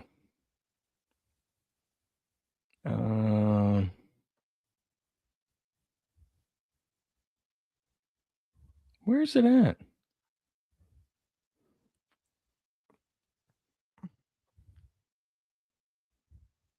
Oh, wait. There we go. Now I can find it. Scrolling. Seems like you're doing a great job. A lot of people make fun of Beardo, which is funny. I got to witness that firsthand the other day. Guy goes, dude's got a giant cap on and talking about fake. A giant cap? I didn't have one of those big caps on, man. I just had my cap sitting up here, bro. I just set it up here. No, he's talking about it was a short where it was Beardo clipped out with his giant hat on. Oh, okay, cool. When he talking about me, okay, fair enough, cool. Beardo. I love it. Oh, where's it at? I don't believe it happened.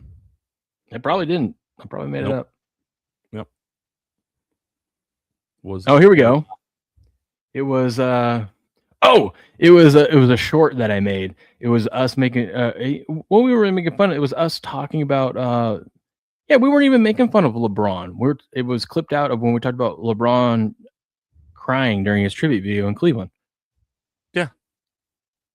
Just because I don't like LeBron, that makes you a racist? Yeah. Love Michael Jordan. Last time I checked, they're the same ethnicity. And it says, I'm so tired of you racists. Please give the man a break. I just put question marks. Some guy from Maine says, that's LeBron's burner account. Yeah, exactly. Give the guy a break.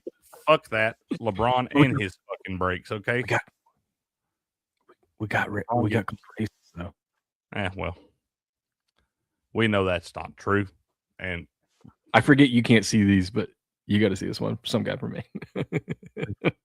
No, it would have been, dude. It totally would have. It would have been. That's what I was thinking. I was like, that is the most Tennessee thing ever. And I'm telling you, I had to lay the hammer down, man. Literally lay that shit down and walk away for a minute. Not lay the hammer down in a good way. Had me nervous. Hey, I was asking, do you think that white Gatorade counts as water or clear Gatorade? Yes. White is not an option. It does. Yes. Dude, that's the one I'm betting. It's plus 1,100. It's the biggest dog. Yeah, didn't LeBron say that? I'm supposed to give him a break. Ain't no party like a Diddy party. He did say that. That's what I'm saying. And I'm supposed to give that guy a break? Yeah, man, of course. He probably keeps his baby oil in the glove box. All right, Crick, let's see if we can find some props that we agree on. I'm looking, man. I'm diving through, bro. Let's find 5 props that we agree on. And then we can do some long shot ones or something. Okay. God, look at that countdown, dude. That is beautiful. It's almost here, man.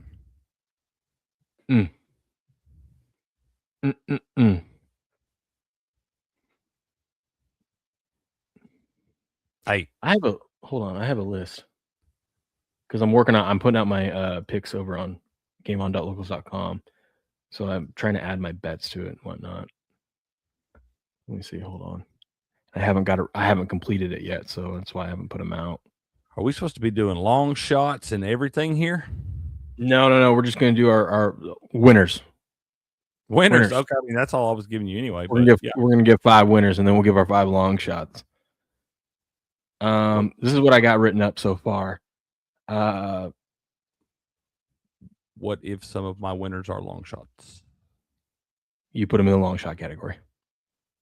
Okay. So I've laid out some tips for managing your bankroll for the Super Bowl. Yes, the tip. Yeah. So this is just one game. It's not your typical game because the market is obviously very liquid with it being the Super Bowl. Hey, there he is. Welcome in. So it's not your typical game because it's so liquid and there's 1,000 props. But don't go crazy. Don't bet more than you normally would. Stick with your 1 to 3 units for one single play. I recommend betting no more than what you normally bet during a football weekend. Hey, Bubba.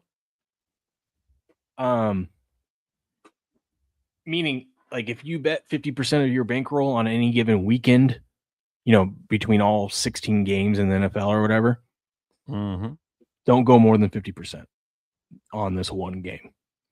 But obviously, because of there being so many props, there is a good opportunity to hit some of these long shot bets because of all the randomness, and so you just got to dig through and find it. Also, a warning: if you like the Patriots to win, be careful about betting Drake May's over in his rushing yards. If you do like the over and Drake May's rushing yards, make sure you like the second that he goes over it, cash out. Like 85, I would say 85% or higher, because we all know the Patrick Mahomes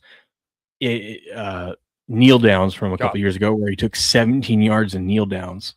I don't think that's going to happen again, but if he is just barely over his rushing yards and you think they're going to win and it looks like they're going to win, well, he's going to be kneeling the ball down more likely than not. So those are going to go against you. And there is a chance that Drake May runs 20 yards back and just falls down or something, Yeah. That is a possibility. But that's why you got to do those on the prediction market so you can cash out. I got a different angle that I'm going to do anytime TDs. Don't go crazy on your anytime TDs because we know that it's the Super Bowl, and typically the Super Bowl first quarter scoring is low. Like I wouldn't be shocked if it was 0-0. Would you be shocked if it was 0-0? Not at all. 3-0, 0-0, right? Yeah. And the Patriots are very good second quarter and third quarter team all season long. So that's probably where they're going to do their most work anyways. I wouldn't hate if you decided not to bet any touchdown, like don't bet touchdown scores and wait until halftime and then dive into the market and bet them live because you're going to get way better odds. And honestly, it's like we'll have a touchdown or two in the first half, I'm guessing, but we're not going to have a crazy amount. We're going to have a lot higher scoring in the second half. So why not save that, get better odds, and bet the guy that you'll want to bet at halftime? What do you think about that? I like that, dude. I like that a lot. You will get much better odds on those at halftime. And I'm kind of with Will on that. I think it's going to be about 10-10 first half. I'm going to go ahead and bet that halftime tie, courtesy of our guy, Patriot. He did stamp it on Creek's Corner one day. So, yeah, but I'm thinking more like 10-10 at the half, man. Yeah, that sounds about right to me. I mean, I think we'll be like 3-0 after the first, and then you'll get a touchdown from each team, and the other team will get that field goal in the second. Yeah, you can get a 25-1 on the exact score to be 10-10 at halftime. Not a bad bet. Worth a sprinkle. I am going to play some no bets that I'm going to look at cashing out at halftime. You can get even money on JSN to not score a touchdown. I'm going to bet that. And then at halftime, if he hasn't scored yet, I might cash out at that point, depending on how the game's going. No.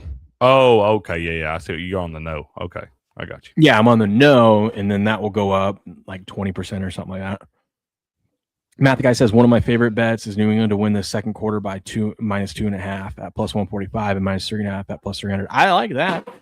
They are great. They were the best second quarter team. Okay, I like that.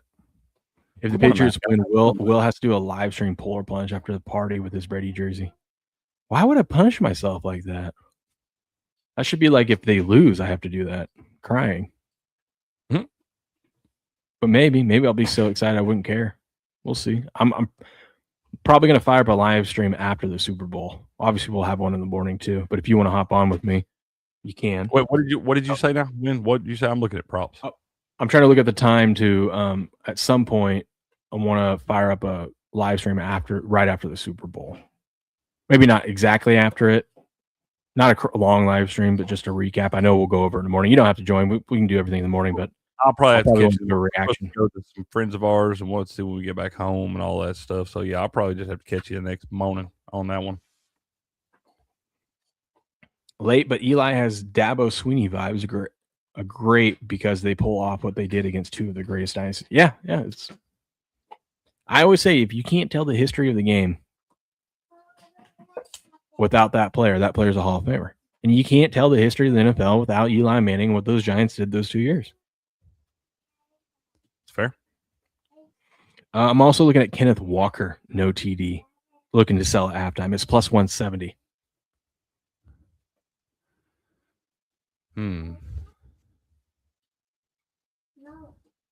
Maybe. But those are just one of the ones I put out. I'm going to ladder the Patriots team total. 20.5, 23.5, 26.5, 29.5. I had to do the 29.5 crick just because it's +550. And everyone's going to say, listen, I'm only betting those because I'm being a homer.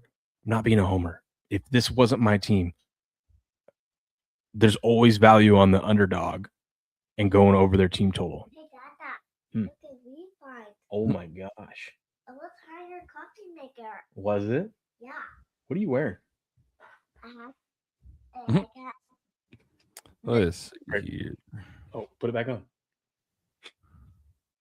Okay, now he's not going to do it. But no, I'm not being a homer. It's like the underdog. I mean, for the Patriots to get over 20.5 points is +117. That's a good bet. I don't hate it. For them to get 24 or more points is +170.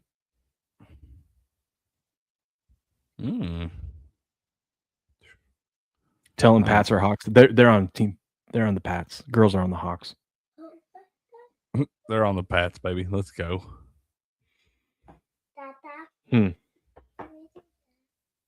This? Man, this. I'm in props, y'all. I ain't zoned out. I'm looking here. I'm in the lab. What guy? This one? Let's see here. What y'all saying down there? It's right there. Team total bets. Yeah. That's what we were just talking about, wasn't it? Yeah, team total. Yep. I laddered the Patriots from 20.5 up to 29.5. I just think it's good value. Man, I can give you some ones I like here. I like Jason Myers, 10 plus kicking points at plus 150. Here's one that a lot of people probably ain't looking at. I like both teams to complete their first pass attempt. Yes, at even money. Who? Both teams to complete their first pass attempt. Even money. I like that because you feel like it's going to be like a dump off, right? I do. I feel like it'll be easy trying to get them settled in the game. We know who's playing quarterback for both these teams here. Both of them playing well. I think it'll be some easy little short intermediate route just to kind of get them settled in. You get even money on that. I think that's a good bet. Super James says, if you like the Dogs team total over, don't you have to sprinkle a little parlay on their spread or money line also? It just depends. I'm trying to take my homerism out of it, and I don't want to put myself through a Patriots money line ticket instead, because I could see I like the over in this game. A lot of people like the under. I like the over. And so I could see a world where the Seahawks win 34-27 or something like that. So you'd get screwed on those. So instead, I'd rather just root for my team to score points. And I think there's really good value because the Patriots have not put up points in the playoffs. Everyone's talking about how their offense isn't going to be able to move the ball. Once again, here we are. This offense isn't going to be able to move the ball in this defense. Look at the great defenses they played in the playoffs. They barely put up any points. I contribute that to weather more than anything. And so obviously we're not going to have weather issues. So I think the better value, and personally, I'd rather just bet on my team to score points. It's fair. Because it could be a shootout and the Patriots could still lose. The Patriots get 30 points and still lose this game. I wouldn't be surprised at all. They could. I like this one, and we got to give a shout out to our guy, Heavy Steps, on this one. He got me paying attention to the other day, but he kind of likes this, I believe, if I'm not mistaken. But George Halani, backup running back for the Seahawks, under 1.5 receptions at plus 109 is what you can get it at right now. Now, don't get it twisted. You're probably going to have to sweat that damn thing, because that guy will probably catch one like beginning of the second quarter, and you're going to have to sweat the rest of the game. But I like that one too. Under 1.5 receptions at plus 109 for George Halani. I like your to go along with your punting. Both teams punt in their first drive. I did see some sharp bettors like over the 7.5 punts for the game. They think Seattle is gonna be able to stop the Patriots and make them punt, but also Mike McDonald, it was the least aggressive coach this season. So they think he's going to continue to be conservative and on those 4th and shorts punt the ball. You don't do that all year long to get to the big game and not be that way. But yeah, no, I like the odds have already come down on it too. When I gave it out the other day at plus 310, we're already down to plus 275. So they know. That's happening, man. Lock that in. This is weird how they have it pulled up on here. Oh, here we go. Because that's like because people might say that, like, if you like the punts, like both teams complete the pass first attempt, it's kind of anti-correlated. But I don't necessarily think so, because we were just talking about, I think it's going to be some short little pass. I mean, hell, it can even complete the pass for a lost yardage or something, you know? So it's like, it doesn't necessarily have to be like it's a big pass down the field for them to complete both of them. I don't think they're going to try that right off the rip. I think it's going to be some short 4 or 5 yard route, either that or a dump off to a running back. Crick, Jane wants to know if Barnes is going to have a Super Bowl preview stream tonight on Sports Picks. I have no idea, buddy. I have no idea. If he goes live, then he will have one. Otherwise, I have no idea what all he's got going on right now. He's got a lot of different things that he's doing. I'm sure he'll probably try to get one. I don't know. I think on his last, didn't he cover the Super Bowl in his last stream? So if he covered on the last one, he probably won't do another one, man. But I don't know. I can't speak on it. I have no idea. We'll have to wait and see. I'll tell you the way you know if Uncle Bob. Oh, he wasn't asking. He said he will. Oh, okay. Oh, he will. Okay, cool. Yeah, fair enough. My bad. I was gonna say, if Uncle Bob tells you he's gonna be there. So yeah. Cool. I forgot to tell you, I made a deal with Buku. With Buku or Puka? Yeah, Buku. Okay. Did he tell you? Did he tell you what the deal was? I don't know yet. I don't think so. It was. I thought it was pretty fair. So you know how you're doing the king of the end zone? Mm-hmm. Who'd you put on? Kyle Williams, right? Yeah. I asked Buku, had he placed his king of the end zone bet yet? And he said no.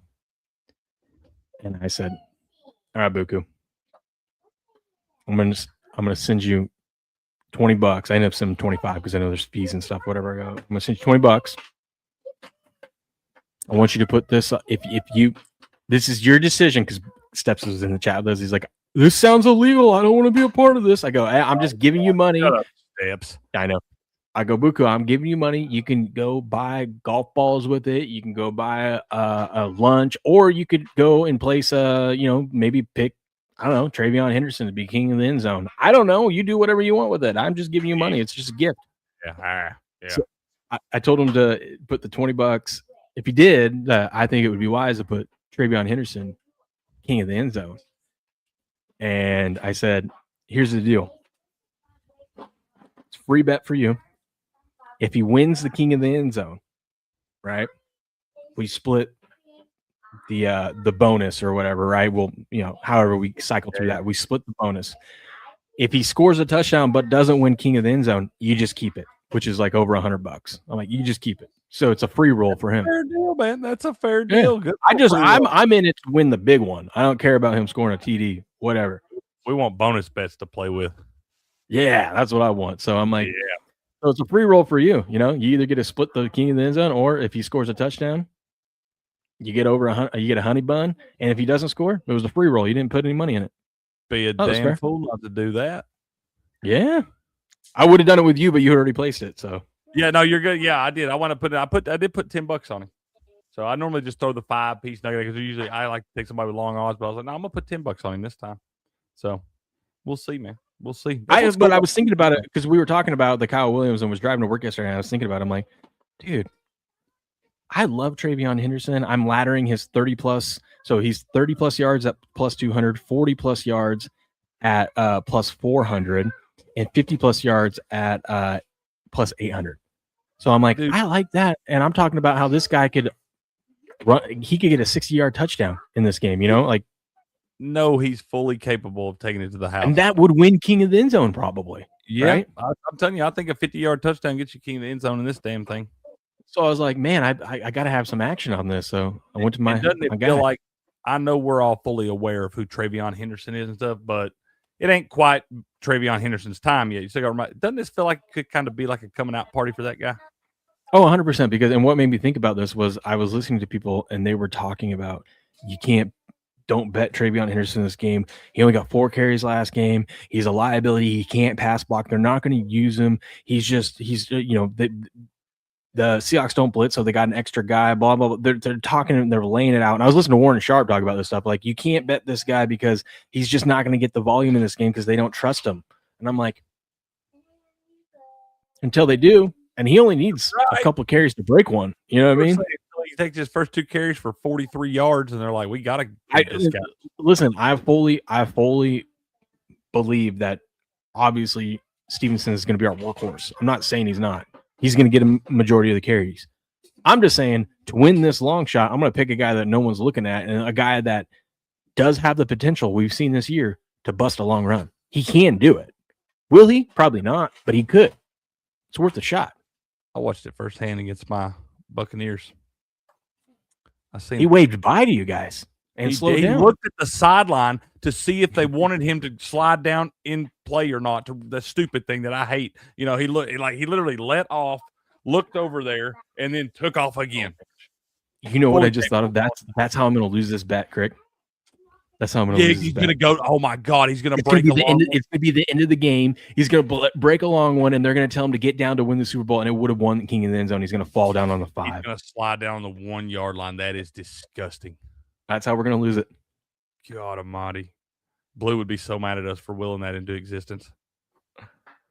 Oh, that's all right. You'd win the Super Bowl at least. Some guy from testing the stream out. Yeah, he's on the mobile version right now, the vertical. Okay. Yeah, it's been working. We've been getting a lot more views too because apparently YouTube's pushing it. They want you to stream to both your normal and mobile. So, all right. really, it doesn't matter to me. I mean, it's not any more difficult. StreamYard takes care of everything anyway. So I was like, well, we'll try it out, see how it works. Absolutely. Yeah, man. So I like between our two, Kyle Williams and Travion Henderson. I like our chances. That's what I'm saying, dude. I'm feeling like we've got a shot. They're all winners till they're not. 100%. It's under till it's over. Yeah, but I do like laddering Travion there. I like Chase on for a sack in this thing, man. Okay. Plus 207 on that. I also like Jake Bobo, 1+ receiving yard, plus 161. We need our guy to have a catch. A catch. He's gonna have a catch with -1 yards. It's for -1 yards on some stupid slip screen or something. Yeah, they don't throw him to that guy. If you're going to throw a slip screen, you're throwing it to Rashid Shaheed. So I feel like any pass that he's capable of catching should be past the line of scrimmage. We need to get our guy to have one catch. I forgot to tell you. I was thinking about this. I was thinking about how Bill Belichick would approach this game, and I think we might see this from Bravel. I was excited that we might get not on every play, but for a good chunk of the snaps, we might get Christian Gonzalez on JSN. That matchup. I don't think we're going to get that. I don't think we're going to get that at all. Why not? Because how Bill Belichick and how the Patriots do this sometimes, they're going to double team JSN. God, somebody's going to tell you that we don't know ball because you're talking about Bill Belichick. And they'll be like, he doesn't even coach him anymore. No, it makes sense. They double team. They have one guy down and the safety over the top. They double team JSN, make him throw into that zone. And here's the stats. Hold on, Bubba. Here's the stats. When Darnold throws to JSN in man coverage, they're amazing this season, of course, because JSN man coverage. When they have to throw into zone, a lot worse.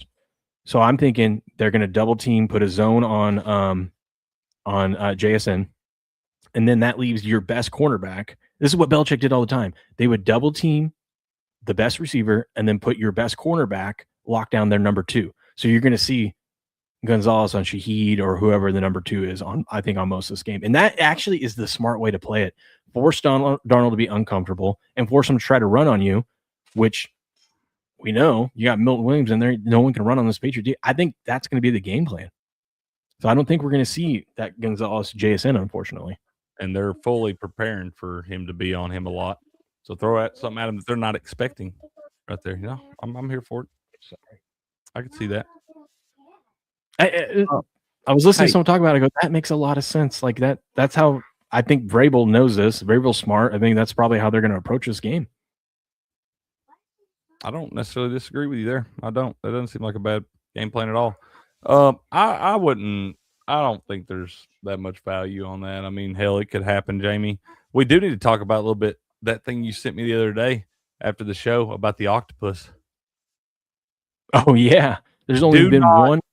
Do not bet for there to be an octopus. For those of y'all that don't know, an octopus, you have to score the touchdown and you have to score the ensuing 2-point conversion. You can't have like a touchdown and 2-point conversion later in the game. It's got to be you score the touchdown, you score the 2-point conversion. There's been one player do that in the history of the Super Bowl. It was Jalen Hurts a couple of years ago.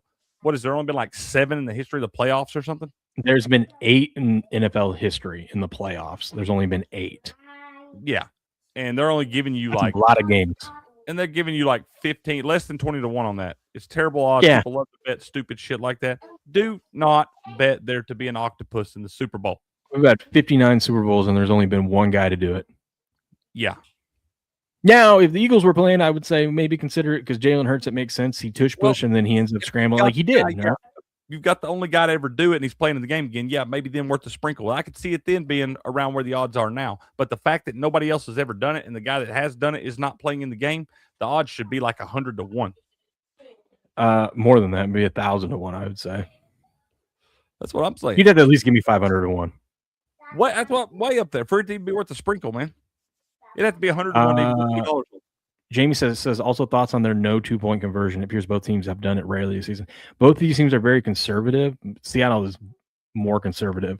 The only way I think we get a 2-point conversion if it's needed at the end of a game. That's the I don't only thing think that scares me, man. Yeah, it's like it's the Super Bowl. All the stops are going to be pulled out. They may have to go for one, something like that. So it's like now, maybe if there's going to be a successful 2-point conversion, maybe you bet the no on that. But if just a 2-point conversion attempt, I'd be careful because it's win or go home. I think Jamie, you buy it and then look to sell it after the third quarter before the fourth quarter stops. If it's a blowout, right, then maybe don't worry about it. But if it's a close game and it's looking like there might be a chance I don't that know a though, 2-point dude. conversion is, I think you buy it at 75 cents. You get to the fourth quarter, that thing's going to have moved up because it hasn't happened yet, and there's only a limited amount of time. Then you sell out.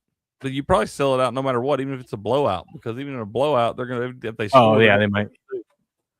But I think that's So, the way to play it, Jimmy. Buy it at 75, and I doubt it's going to happen before the fourth quarter. You really think it would go up that much though?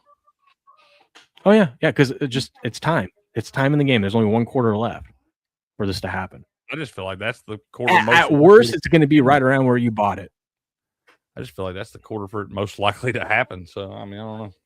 I don't know. The market is for a successful 2-point. Oh, I'd bet the no. I would bet the no. Yeah, yeah, that's what I'm saying. For them to have to get it, like there's probably going to be an attempt at some point. Doesn't have to be, but yeah, successful on the no, especially with two teams that haven't done that a lot this year. I mean, I'm sure they got a couple 2-point plays ready to go, but you don't have a lot of experience in that situation. Yeah. We only have a handful of basketball games today. That's what I'm saying. That's why we're not doing Crick's Corner, man. We got no hockey. There's only like 6 NBA games, and the college basketball slate always sucks on Friday. I feel like very rarely do you get any good games. I'll say that. What do you think about this Pistons team after getting their ass kicked last night? You think they're a little fired up today? Who they got? I think they're looking ahead to the Knicks. They host the Knicks tonight. They're home. Ooh, who'd they play last night? The Wizards, and they were 14-point favorites and lost. Totally, probably a look ahead spot, dude. And they've got what'd the money line open at? I don't have that pull up. Let me see. Just curious. Because I could totally see something where people would be betting on the Knicks in this spot.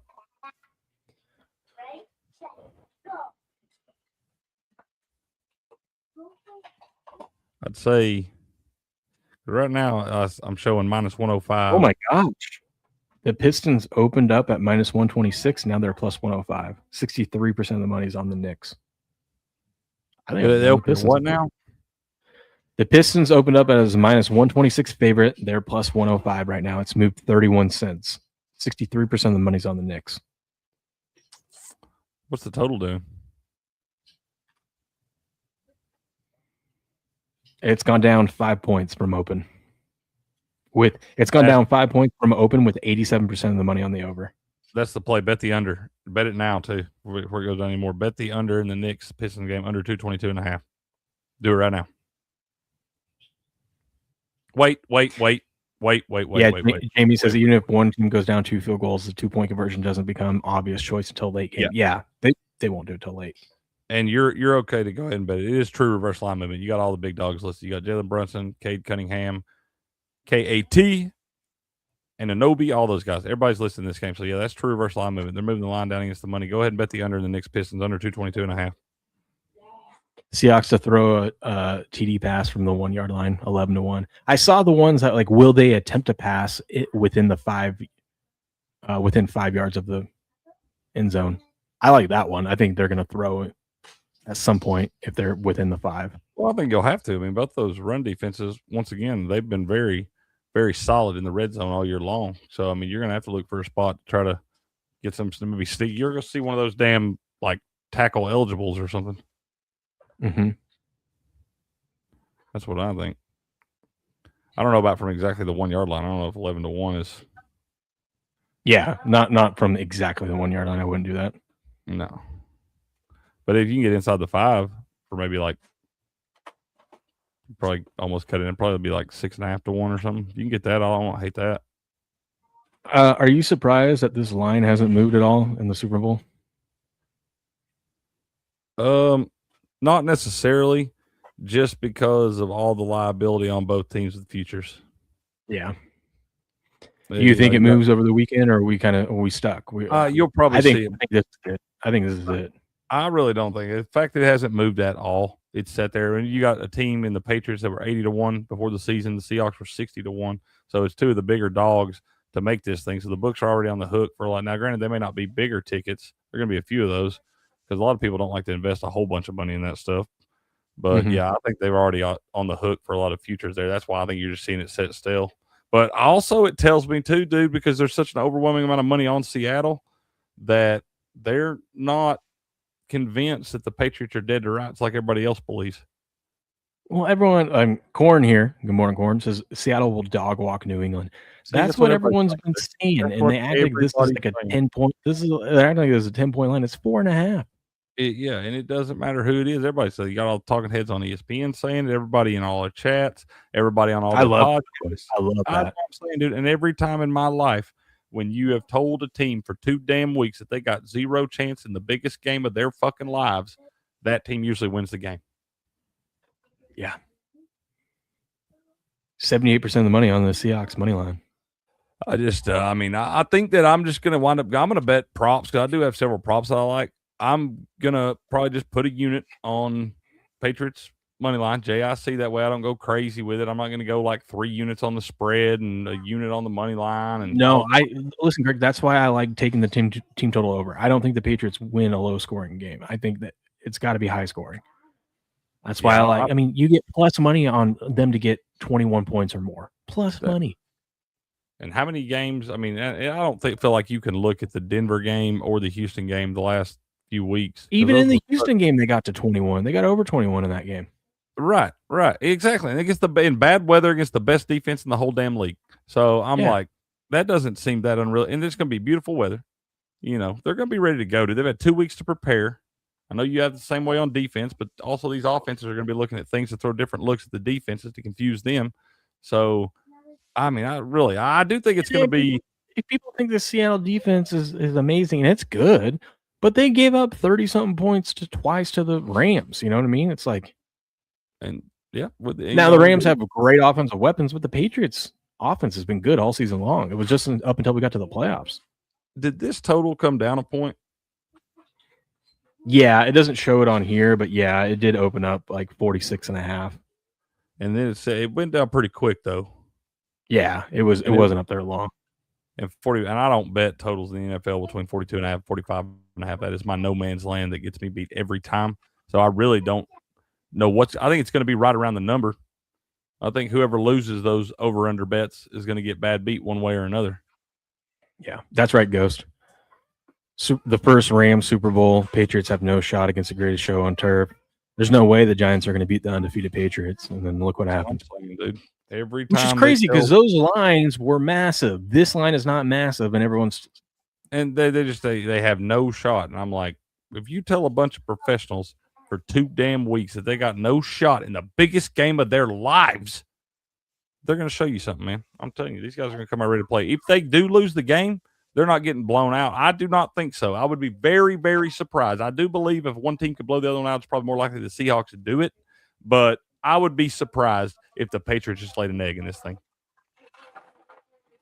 Yeah, obviously there's a risk because they are a young team. And that would be like just the moment was too big. The nerves kicked in. Seattle gets like a big play early on and never look back. That could happen.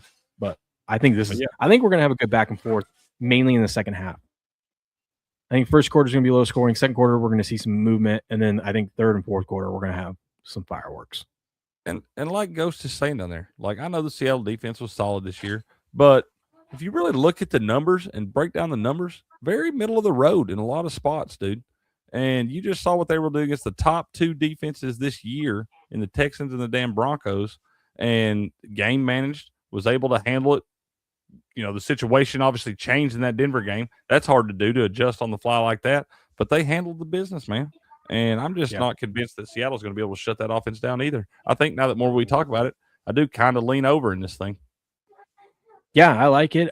Seattle's defense, I was actually looking at the rankings. I usually don't like recommending bets that everyone's betting, but this one I still think it's going to hit Hunter Henry over on his stuff because they rank poorly against, or they defend the tight end poorly. They're like bottom 10.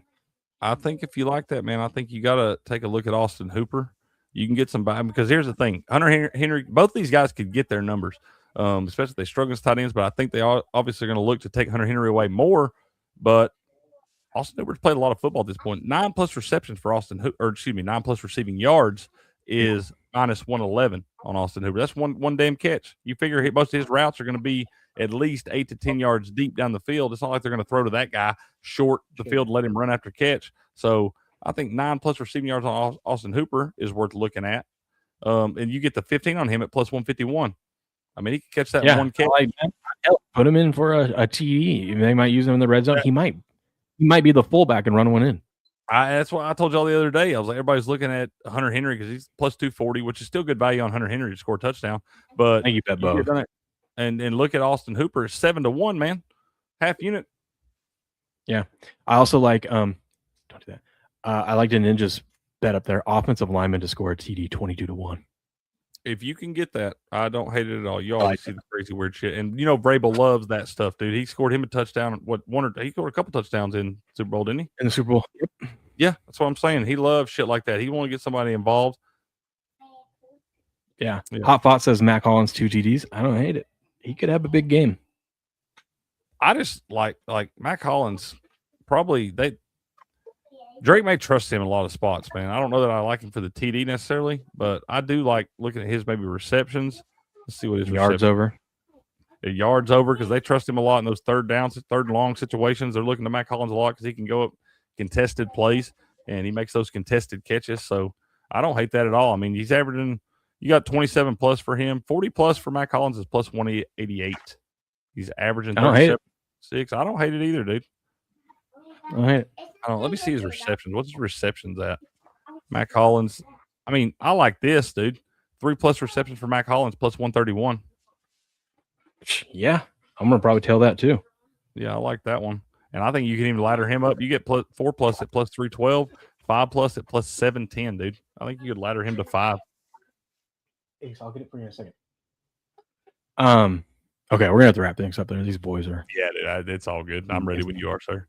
We're gonna have more time to talk about it. We got the round table on Sunday and all that.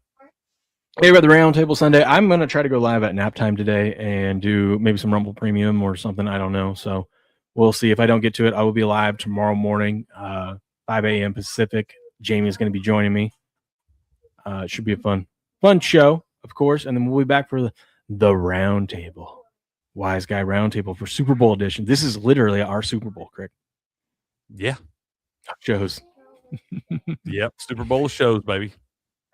The biggest show we do. It's right up there with the NFL draft. They're neck and neck. Most pro.